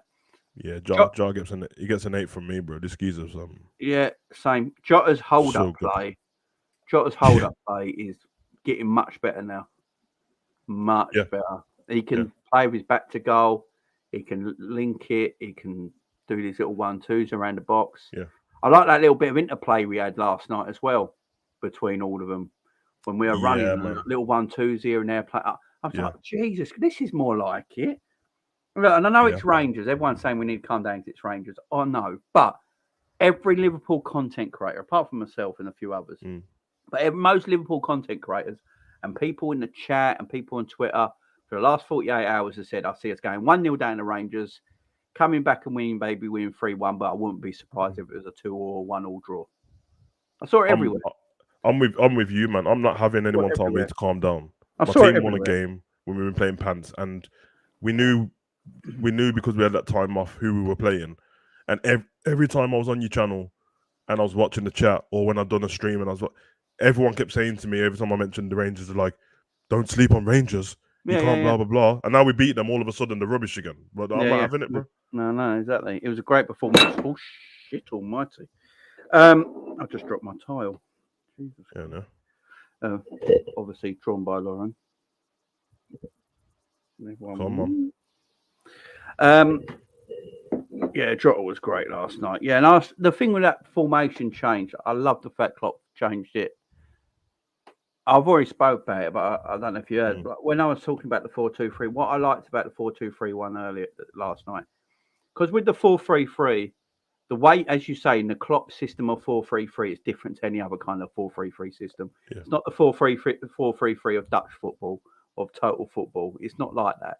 It's high intensity, high energy, gegenpressing, high risk, high reward football. And the spine of our team is 30 years of age. Yep. As you say, though, in Klopp years, it's 37. So you Fact. Can't ask Salah, Bobby, Hendo, Fabinho, Van Dijk, Matip to do the pressing like they used to when they were 26, 27, because they just ain't got it in their system anymore. So with this change to 4-2-3-1, what I noticed last night, Tsimikas, Diogo Jota, Darwin Núñez, and Luis Diaz were all doing the pressing. All the 4 That's guys. what we needed. All the 4 guys that were 24, 25. Yep. And then Salah was always free as an extra. Hendo was free as an extra. Thiago was free as an extra. So if the opposition actually beat that press of them 4 youngsters, hunting them down, what we had then is 2 midfielders sitting there in the pivot. Now you've got to get past us. And if you do, we've got 4 defenders. So we've got 6. When we're playing the 4-3-3, Hendo will go, Thiago will go, and you leave Fabinho on his own. Fabinho ain't got the mobility to go sideways or do anything anymore. So then he's out of the picture. And then you've got 6 players running at our back 4. That's why we're having issues. This formation for me has to stay, just for the fact, like Klopp said, we were far better defensively last night till we brought Milner on and we went back to 4-3-3 and they had their chances. Hey man, listen, I'm not even gonna rate Milner, but he gets a 10 for that tackle, bro. That's it. We're talking about old school Sunday league. My God, could you imagine though if he didn't get the ball? Yeah, if he didn't get the ball, the geezer breaks his leg and it's a penalty and everything, bro. But that was the most vicious tackle, bro. In a good way, I've seen, bro. It was a beautiful. If that was Sunday, Saturday league, and that everyone's clapping on the sidelines. Go on, son. Yeah. That's the one that in the huddle your manager says put one on him. That's But the only problem you've got there is your manager normally says that before the game starts, not at the end. There was only 5 minutes left. The 87th minute. yeah. Big fats, man. Big fats, man. Milner's a madman. I don't think it matters what Klopp tells Milner to do, to be fair. I think Milner just does what Milner does. I think Milner's a world on his own, man. Luis Diaz, who I said thought performed beautifully last night. Hey, this is my guy, bro. He's going up my rankings as a favourite Liverpool player so fast, bro. I love this guy. The man don't stop, does he? He doesn't. Oh my God, bro. Stop. Oh man, I made a statement last night, and I said that I believe this as well, man. In the next 2 to 3 years, bro, he could be one of the best in the world, bro. I mean, like the way that everyone's spoken about Salah and Mane in the past, and yes, they might end up, because of the way we play, and we're going to start changing our style and stuff like that, probably. It might end up with less goals than them. But Bobby had less goals than them, and he was still world-class at the time as well. Yeah. He is different, bro. And let all the rival fans say that he's all skill and doesn't do anything. Piss off, bro. This geezer he's been our best player this season, by far. Yeah. I wouldn't want him running at me. Look, bro. If you're a defender, you want him running at you. I mean, look at the penalty he got last night. Just committing players. He commits defenders to do something. That's every time. He does. And if your defender wins the tackle and wins the ball, fair enough. But what it don't do to Luis Diaz, it don't put him off of doing it again a second later. Nah. And eventually, he will break you. He'll either win a foul on the edge, win a penalty, or he'll get his goal, or he'll get his assist. Something will happen in that 100%. 90 minutes. 100%. I big up Ravi, by the way. But 100%. Well done, mate. When he doesn't lose it often when he stands you up. If it does, watch how quick he runs back after you, bro. And he doesn't stop. Nah. He doesn't stop, bro. He when me and you spoke about this all season so far, and we said that, like, if I had to pick people, at the time, it was him, Elliot, and Alisson I felt bad for, because they were just doing everything and everyone else was playing terrible, bro. Yeah, Diaz hasn't fell off at all. He's just been going. And not only has he been going this season, he's just carried on from what he was doing last season. Yeah, it's just ridiculous. I love the guy, man. For me, like, I think I was a bit emotional over Trent yesterday, so I gave him man of the match. But to be honest, with Diaz, to me, was man of the match, bro. This geezer's. So what you giving Diaz? 9. 9 for Diaz. I don't even care if he didn't score, bro. The geezer's He causes issues, don't he? Bro, it's so good, man. Right, let's talk about Mo Salah. Now, Mo Salah for me looked more like Mo last night. Now, what I liked about I think the formation change helped Mo. He didn't. I've been saying this already. So this is my thing on Mo Salah. So I'm looking at Leo Messi from this season to last season at PSG. The manager this season at PSG has told Messi, "You're going to play centrally, and I don't want you running anywhere because there's no point me tiring you out so you can't do the special stuff on the ball because you're shattered by running." Because he was playing wide, weren't he, last season, Messi? So he's now playing him central. Don't know if anyone's been watching Messi this season, but apparently Ballon d'Or said he weren't the top 50 best players in the world. I don't know what. I've managed to watch all of Messi's games this season so far, and this man's ridiculous. He's arguably with De Bruyne right now the best player in the world. The way he's playing, Messi don't drop out that. He doesn't drop out that top 10 best players in the world. Bro, listen, I'm not trying to make excuses for people, but anyone who like watches football and they don't have an agenda against anyone knows that sometimes there's a pass before the final pass. Oh yeah. So there's a pass before the assist. No one ever cares about that person. Yeah. You know who does it like Nati sometimes? Well, Hendo, but no one cares. But whatever. Exactly. But that's what Xavi used to do before Iniesta assisted the ball as well. That's why I see Messi do that. Great. Yeah.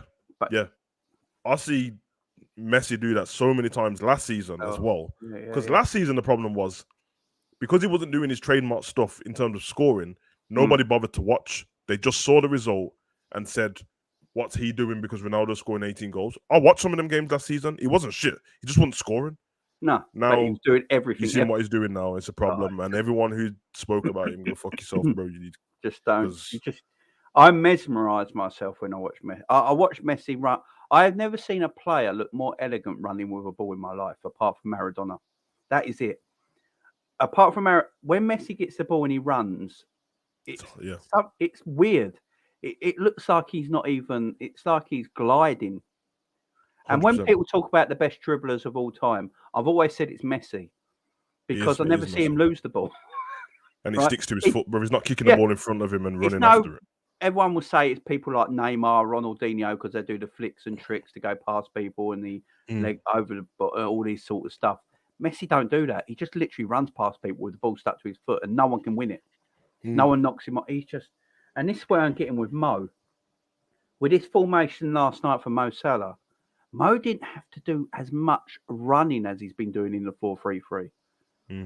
And Mo always was available for the pass all the time. And he had less men round him. We've got to remember, Rangers were playing 5 at the back last night. Yeah.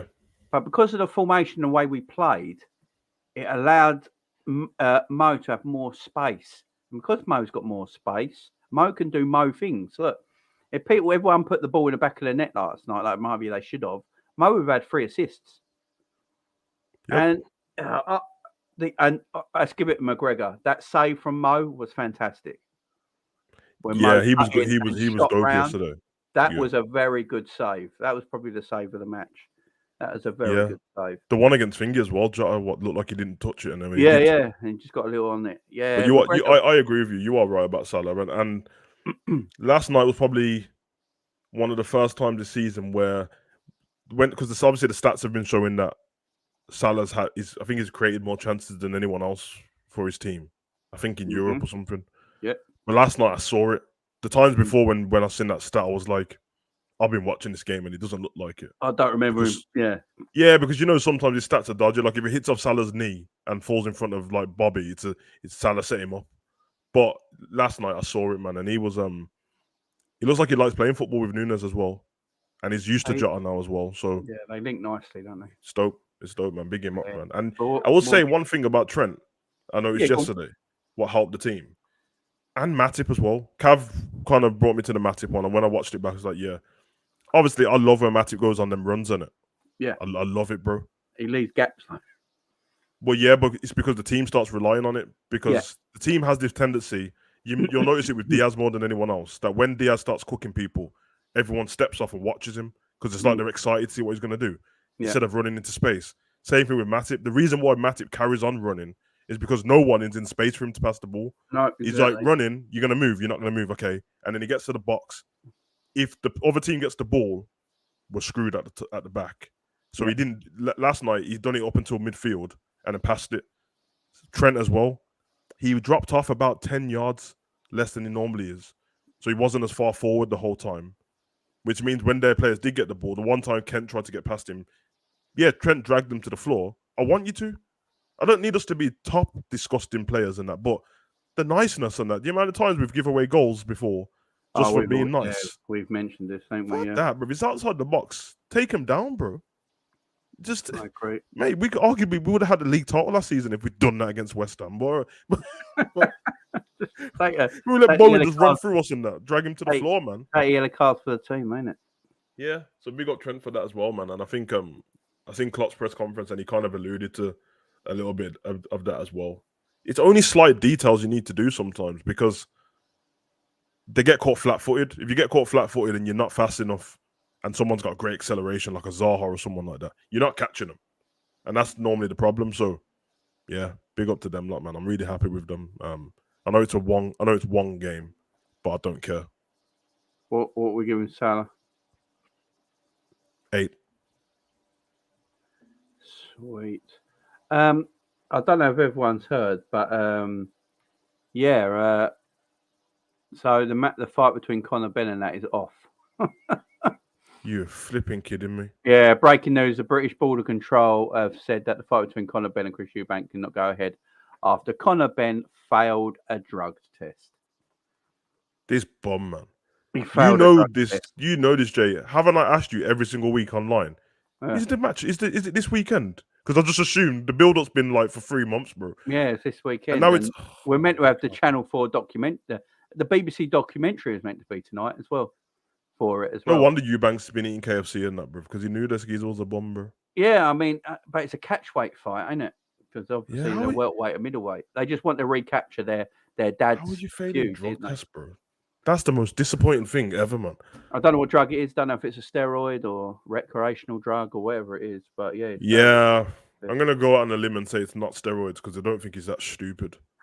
Because you're not gonna get away with that. You know, you're not gonna get away with it. So you probably hear him. Isn't it? Yeah, you're not always gonna tell you that he had hay fever and took the wrong tablet or some bullshit, bro. You know, what a mess, man. What a mess.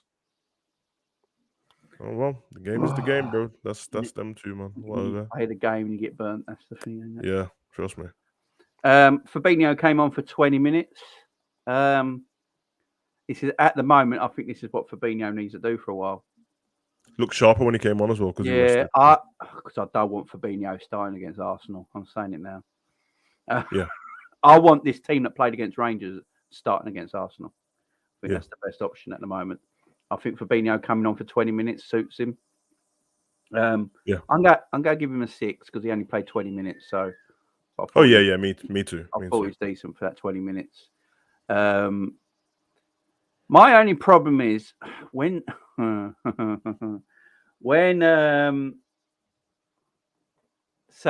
we made the substitutions, Klopp sort of couldn't help himself and go back to 4-3-3. Now, Rangers' 2 best chances and got under the cosh a little bit is when we went back to 4-3-3. I noticed, I don't know what it is, but as soon as we went to 4-3-3, Trent went missing again. Yeah. I don't know what it is. Trent looked defensively assured and comfortable in a 4-2-3-1. As soon as we went 4-3-3 and we had Elliott, Fabinho and Milner in that midfield 3, Trent sort of went venturing again. I have no idea what it is. I have no idea why. I might give him the benefit of the doubt and just say that when you've been playing against a team like a boxing match, you're downloading details from what the other person next to you and seeing what they're gonna do and how they're playing and stuff and that. And as the fight goes on, you just start knowing that's their pattern. And Rangers had a certain pattern, but what happened is, their manager must have been like, "Listen." He must have just realized that the group and you don't do anything in this game. It's over for you. It's Rangers. It's over for you already, bro. You already know that they ain't gonna go win any of these games and that. And then they put on Fashion, and then he's rapid and he just started darting at people. Fashion it's almost Junior. like throw the he had a quality name, by the way. Great name. So it's almost like throw the kitchen sink at him and try and catch him off guard. And it would have caught us off guard as well because it was getting really close to the end of the game. So I do agree. At the same time as well, it might be normal because we haven't been playing this system. Yeah. So it's a bit of both. But you are right though. You are right, 100%. I gave the rest of them a 6, and I gave 5 for Elliott and Milner. Yeah. But yeah, look, it was a much better performance, and I'm still like, yes, it was Rangers, and Rangers are terrible. Let's face it, they're a championship level team, ain't they? All this thing about how Rangers are doing the Premier League, I'm telling you right now, they wouldn't. Rangers and Celtic, they are mid-table championship, bro. They're not good enough. But as I keep saying, I know it was only nice to them because of John. Now we beat them, John. I don't care. Am I Klopp out? I didn't know I was Klopp out. Am I still Klopp out, Jamie? James Stevens. I don't think I was Klopp out, was I? I know I questioned Klopp's tactics. You've not been Klopp out once. I questioned Klopp on what he should do, and if he can't, what I said is, if Klopp doesn't feel like he can do the job anymore, he should walk and then go. Yeah, every manager should have the length of your contract. Yeah. But I think I said more that I was more upset with the staff behind him than Klopp himself. Because I've always said, look, he let Klopp go. The problem is, every manager's replaceable. Of course, everyone's replaceable in life. Oh, yeah. But with FSG's model, who's the manager that's going to come in that ain't Jurgen Klopp? The only one I can think of, and no one wants him, is Pochettino. Oh yeah, that's the person I thought. That's the only person. Because Pochettino would work in an FSG system. Yeah, he would. Quite he would, easily. Because Levy's not straight up with stuff in it, whereas FSG would tell Pot straight away, this is what we're doing. This how the club's run, and it is obviously yes or no. But you are right. You are right. But if I was Klopp out, I must have had a weak moment and wrote it on Twitter or something like that. A stupid 5 minutes. But no, I'm not Klopp out. I'm not Klopp out. I've always just wanted Klopp to buck up his ideas because I know what a world-class manager he is, and he's just. Sometimes I think he might wait a little too long to change things. Sometimes, but that's the stubbornness in him, and you know we've all got our faults as human beings, and if he's just a stubborn man who likes his certain ways, it's just the way it is, ain't it? It's not. To be fair to Klopp, it's worked for years now, so. Yeah, you're right. Sometimes it's not. You change? I was about to say that. Sometimes it's not being stubborn. It's just being. Yeah. It's just trusting in your players. Mm. Sometimes, yeah, because Klopp's so nice to them and he sees them as a family while they're part of the team. Yeah, yeah, realistically, Klopp's not going to tell them that yo, you're letting me down and that. But let's be honest, if Klopp did lose his job, it would be down to the players as well, bro. You let him down, man. So I think they know that though. Whenever you hear our players speak, nobody chooses to play rubbish. So, No, exactly. Vic says, one thing that I would say if Celtic and Rangers were in the Prem is they would have access to more money and they're big clubs, just not great teams. The problem is, though, it'll take them a couple of years to use that money to get good, but I don't think they'd have time. Yeah. So, also, foreign players don't see them as a big club. If Rangers and Celtic got put in the Premier League tomorrow, say start of next season, Rangers and Celtic are in it, they wouldn't be able to get enough players in time in that season to keep them up, in my opinion. Like Nottingham Forest. Yeah. Nottingham Forest have spent what? Nottingham Forest have spent close to 200 million, ain't they, this summer? Fucking hell. They only brought 21 players, bro. And look at them getting packed in. And they're going to get... Look, they got packed in by Leicester, who are awful at the moment. Got packed in by Newcastle as well, didn't they? Yeah, Nottingham Forest are gone, man. They're going down bad. Man. I think we did predict them to get relegated as well, didn't we? Yeah, we did. They put them right at the bottom, bro. Yeah, we said they were going to be bad.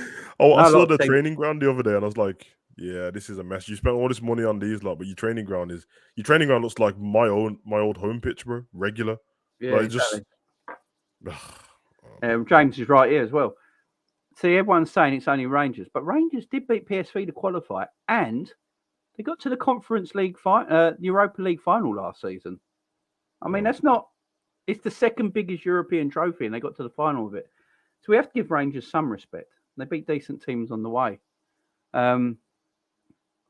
But they're just the whipping boys of the group, unfortunately. But Liverpool should beat them away next week as well. If we do that, I think we're pretty much through. So I think Napoli will beat Ajax as well. So let Napoli win the group. We go through as well with runners up. I don't mind. As long as we go through, I don't really care. All this finishing first and second, I don't think it matters. No, it hasn't mattered for about 2-3 seasons. I don't think it matters because I've seen people finish second in the group and get nobody to a final, and people finish first in the group and get the best. So it don't really matter, does it? It don't really matter. I mean, who's on today? Chelsea and Milan on today, isn't it? Yeah. I'm doing the watch along for that tonight. Chelsea haven't won, have they? They haven't won a game yet, have they? I don't think so. Then they lost to Leipzig and then drew 0-0 the first game, I think. Yeah. So they're in trouble as well. And AC Milan ain't going to be a pushover. Nah, they're not, bro. I watched AC Milan on the weekend, bro. I've never seen I think they played against Empoli, and they at the 81st minute it was 1-0 to AC Milan. The game finished 3-2. I swear to God, but the game finished 3-2, and 3 of the goals came in 91 plus minutes, bro. That's the most un-Italian thing I've ever heard. If the game's 1-0 in the 82nd minute, it usually stays 1-0 in Italy. You know, we used to talk about Italian defending and that. Nah, bro, because Rafael Leao was just destroying their defense. Italian defending is not like he's a problem, by the way. I pray that no one in the Prem ever gets him because he's the Portuguese big. Forward? Is he Portuguese? Yeah, he's big. He's rapid. Finish, bro. I'm sure Chelsea will get him like they're getting everyone. And if you've seen his goal, he chipped the keeper at the end. Woo! Yeah, I think problems, bro. I don't know how Todd Bowley took over a Premier League club because he's not using this money to buy players. His money's not coming from him to buy these players. It's coming from a secret partner. We know who that is. Newcastle owners. Oh, I thought apparently Newcastle. Someone from Newcastle owns Chelsea as well with Todd Bowley because all the investment is coming from his secret backers, and no one knows who the secret backers are. That's where all the money comes from. All I'm saying is, WWE had the higher power, and it was still Vince. Yeah. It's Abramovich, bro. It's Roman behind the scenes. I'm selling the club to you, but we're coming up with this plan. So it's like in Star Wars when they're building the Death Star in space, but the rebels never knew about it. I've always wondered that. How did no one know? How did no one know they were building a massive Death Star in space? Exactly. How did no one ever know? Because you can just look up and see it. Yeah. How did no one ever know? But yeah, man. I'm telling you, bro. You everyone mark my words, bro. One day you're gonna see somebody with a hoodie on in the box, bro. And he's gonna pull it off and he's gonna be like, "It was me, Mason. It was me all along, you son of a bitch." And it's gonna be chilling, bro. Because where's Abramovich gone? Where is he? Yeah. Well, I spoke to my missus' nan, and she said that she saw Abramovich in the golf club. Like, I'm not joking, bro. Golf club. Yeah, saw him in the golf club, and she said that, like, because obviously in the golf club they've got rules on how you should dress and that you're not allowed to wear jeans and stuff. And then she said a helicopter came down and he was wearing jeans, but he was allowed in. Yeah, and she said the building was just surrounded by his bodyguards, like on each exit. Don't ask me why he was here, bro. I don't know why he's doing in the Midlands.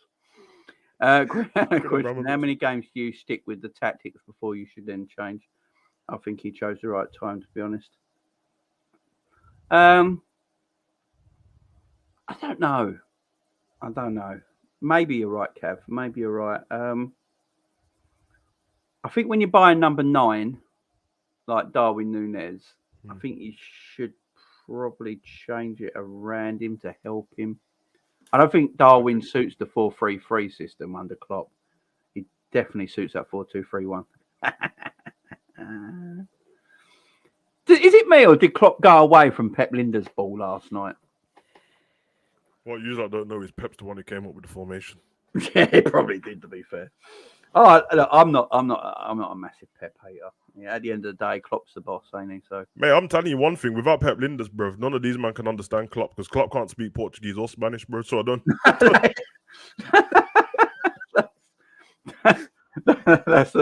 That's a good point. That's a good point. He made that point the other day when he said that they sat Darwin down and told him that we're not worried about you. You just need to take your time.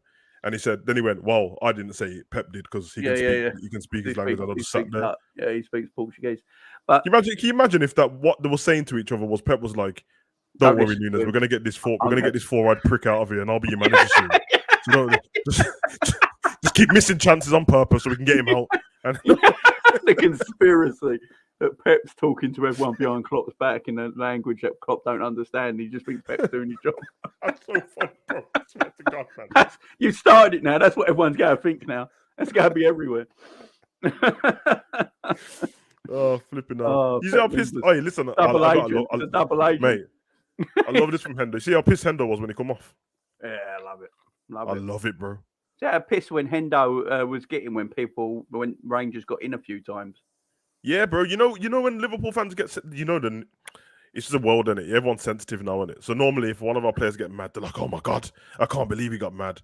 Bro, as long as you don't disrespect the rest of the players or the manager, I don't give a damn. And Hendo was pissed. He was so pissed. And then my son was like, "Oh, wonder what if he's going to speak to Klopp." Yeah. Shook his hand, tapped him on the back, sat down. He was pissed though because he wants to play standard. But he still knows who's in charge around here. That's the thing. Yeah, and Klopp saving him from himself, bro, because he didn't need to finish the game. No. Didn't need to. He's definitely playing against Arsenal. And I'll say this as well. Clip it all you like. I don't want to swear at your channel, bro. F Arsenal, man. Every time. I don't give a. I'm going to say everything with my chest this week. Anyone comes at me, I don't care. If you beat us, come back to me and do whatever, bro. But Arsenal and not beating Liverpool this weekend, I said it, bro. Do you know how many rival fans actually want us to win Sunday? It's mad. Did have had enough? They're worried. Even Man United fans want us to beat Arsenal. I think they just sick of Arsenal fans. I'm trying to get Gunnar Lee on the channel on Saturday for a preview, so that should be interesting. Yeah. Because we all know Gunnar Lee has. I like Gunnar Lee. He's a good bloke, but he's very he's a bit Marmite, shall we say? Yeah, I like him as a well. I don't know him, and he done when we done Henry and Suarez thing. I like him as a person. He seems cool, but the thing is, I know characters in it, and he's putting it on to wind people up, bro. And he just keeps saying outrageous stuff. Yeah. It's all right, man. Listen, I'm not gonna. I know what everyone's game is. Everyone's trying to make a name for themselves on YouTube and that, bro. But I just can't.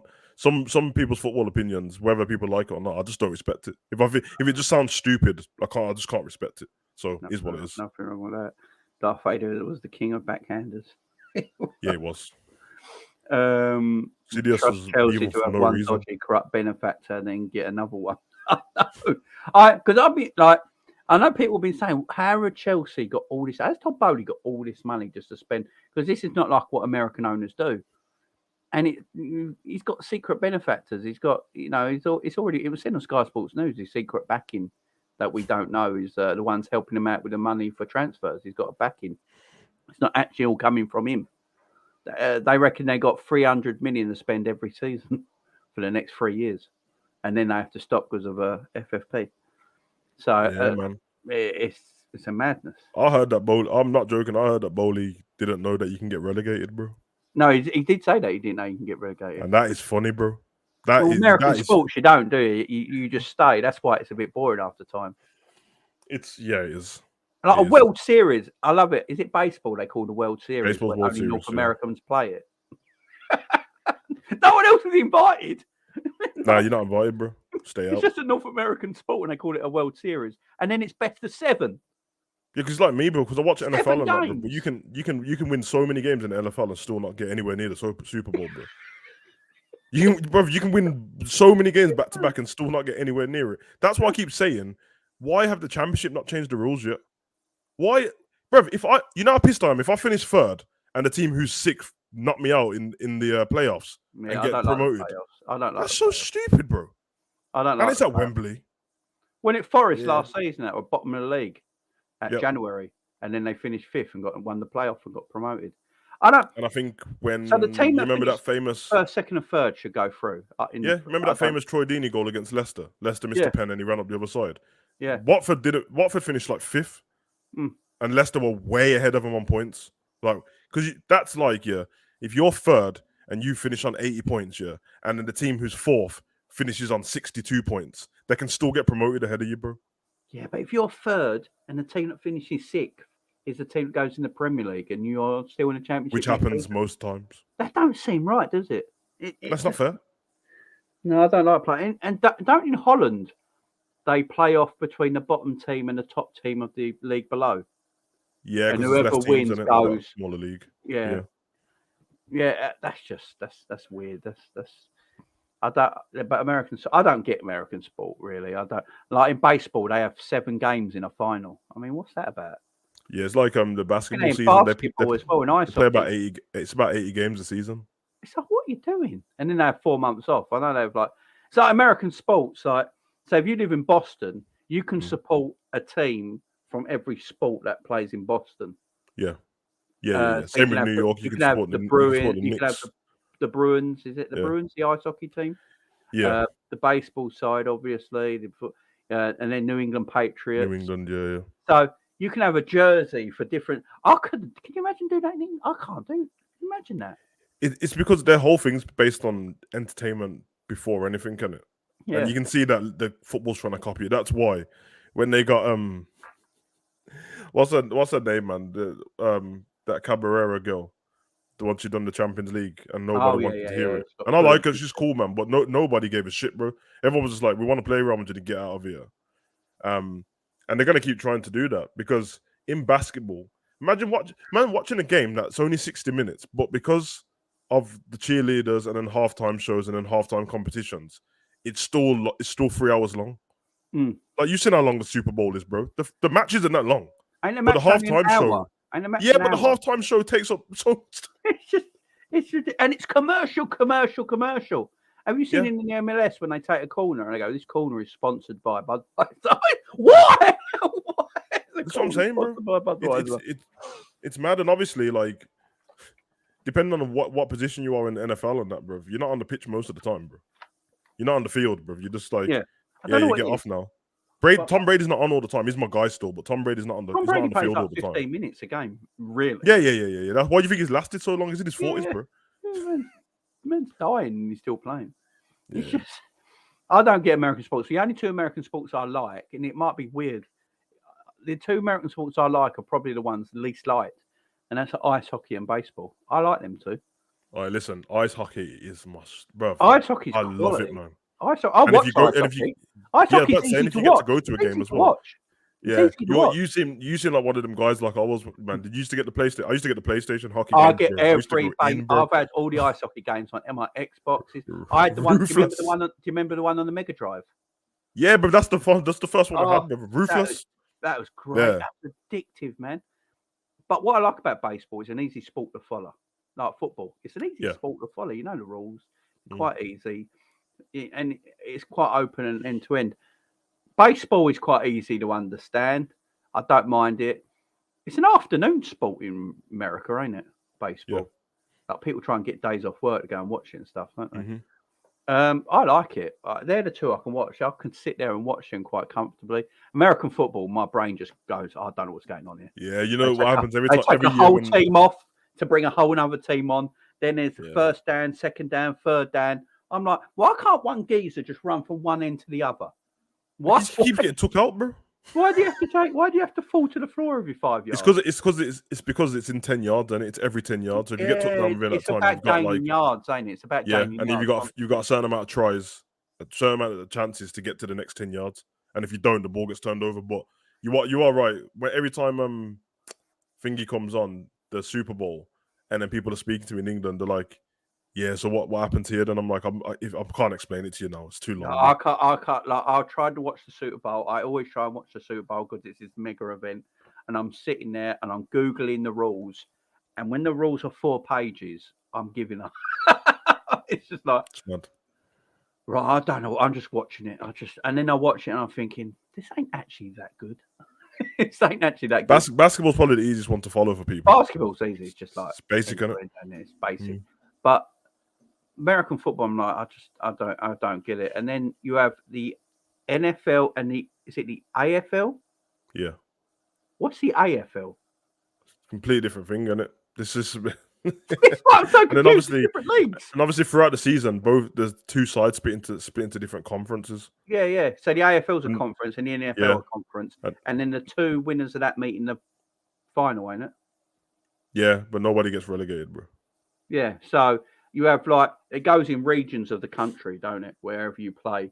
Yep. So you have the northeast, the south, all that sort of stuff, and there's 4 teams in that, and they play each other about 1,000 times before they get promoted to then the knockout stages, and then it's like that joke in The Simpsons: the road to the Super Bowl is long and pointless. That's all I remember. Yeah. It just seems mad. Yeah. It is weird for people to understand. You can win 20 games and go nowhere. Yeah, because I think it's like 2 AFL and then NFC or AFC, American Football Conference, and then National Football Conference, and then they're both. That's the both ones, and then it goes across. It's mad still.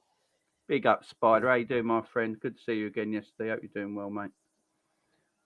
American football equals 4 hours of chest bumping and bravado, where the ball only stays on the pitch for 11 minutes max. 4 hours. Probably true, ain't it? The National Footy League. Yeah, I like Rounders is baseball. Well, that's basically where they nicked it from, ain't it? I just don't. The only American sports I like are UFC and wrestling. And I don't know if you can count wrestling as a sport, but yeah. Hey, and savage fact of the day: the word soccer comes from England. Yeah, an Englishman invented it to help Americans, didn't they? So they didn't get them confused. Apparently, I didn't know that till I think last year I found that out. It comes from when rugby was started. I think it was because I think that was first. And then obviously people using their hands and that, and then we started kicking the ball, and then it was called association football. Rugby was called. That's right. And then obviously they're like, okay, then that's not working out. So then they called it. They used association, and then it was called a soccer for association. Then they took off the A and just called it soccer, and then moved it on. So I hate the name soccer though. I can't stand it. Socks, bro. It's football. It's like we literally play the ball with our feet. It's like American football. They kick it once every maybe once a game. Yeah. The whole entertainment about NFL with rugby rules would be better. Rugby's better. Rugby's way easier to. Oh yeah, rugby. Rugby. They take proper hits as well. Spider's right here. Obviously, Lauren's Irish and her family's Irish, so I know a bit about Gaelic football and hurling. Man, it is savage. Them sports are absolutely savage. Gaelic footballers. Them sports are deadly, man. They don't care out there. You get hit by one of them hurling sticks, it's game over. Yeah, it's problems. I like hockey because the Blades of Steel. Great film. Come on, big film. Great film, especially when they managed to do the maneuver at the end of the film. That's hilarious. He takes a blade of hair off his face, don't he? It's hilarious. Oh man, guys, right, we're gonna get out of here. But Savage, you about Saturday afternoon? Might be around Saturday. Might be. I think. Yeah, I should be. Or I don't think I got anything planned. What's early evening? Because what I'm going to do on my other channel, I'm thinking about doing an Extreme Rules prediction show on my other channel. I should be about. I've got one tomorrow, and then Saturday I should be fine because. I don't know. It'll probably be late afternoon, early evening, something like that. I thought I'd do a wrestling prediction show on my other channel as well. Some people have asked me on Twitter if I could do one, so but I've got my other channel. Might as well. And do an Extreme Rules because I think it's going to be a heck of a show. And it's gonna be dope. So big up to everyone in the chat. Thanks for joining us today. Don't forget to hit a like. Savage Jamie, do you know when Liverpool are changing sponsors to Coca-Cola? It's not a sponsor. It's not a sponsor. Partnership. It's just partnership, ain't it? They joined for quite a few Premier League teams actually. Yeah, Tottenham they joined Spurs as well, and I think there's a few other Premier League teams they joined. It's just a partnership. Just more advertisement, more commercial revenue. We'll just start seeing Liverpool players on the side of Coke cans and that, and then competition. There'll be a few Coke bottles and cans next to them when they're doing press conferences. Yeah, and they'll be like, look in the back of your can of Coke. If you get 2 of these, you get to go Anfield. That's stuff like that. You know what it is, man. It's like the Cadbury's wrappers that time. Yeah. And then every time you open it, it says bad luck. Yeah, because there's none. It's a myth. There's none, bro. Has anyone ever met a winner of any of these things ever? No. Or heard of a winner? No. Because if there was a real winner, Cadbury's would do a promotion about the winner, wouldn't they? 100%. And I've never seen one, so it's a myth. No one wins these things. Yeah, of course, Coca-Cola's corrupt. They're all corrupt.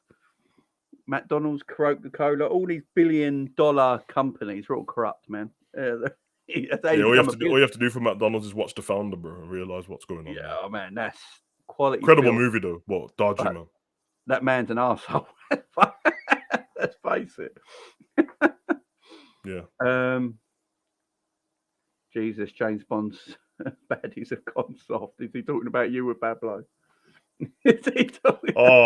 This ain't Pablo's behind me, bro. Oh, that's not Pablo. Who's that? Nah, bro. This is Fifi, man. Pablo's behind me, bro. This is the little one, bro. You got Fifi as well. I didn't know you had Fifi. Yeah, she's an absolute G, man.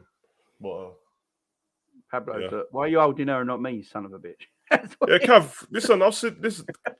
You seen when Cav's dog comes on screen and that Cav leaves, bro. He leaves the stream. So I mean, you get told what to do, Cav. We know this, bro. So you telling me that Cav's the bitch? Is that what you just go back and look for your streams, and watch Cav's dog leave. He does. Yeah, he leaves straight away. I'll just pick Pablo up, or you know what I'm saying? So look, see, dogs over everything I knew, man. Dogs over everything. Dogs over everything. No, I mean dogs rule. Let's face it, dogs do rule.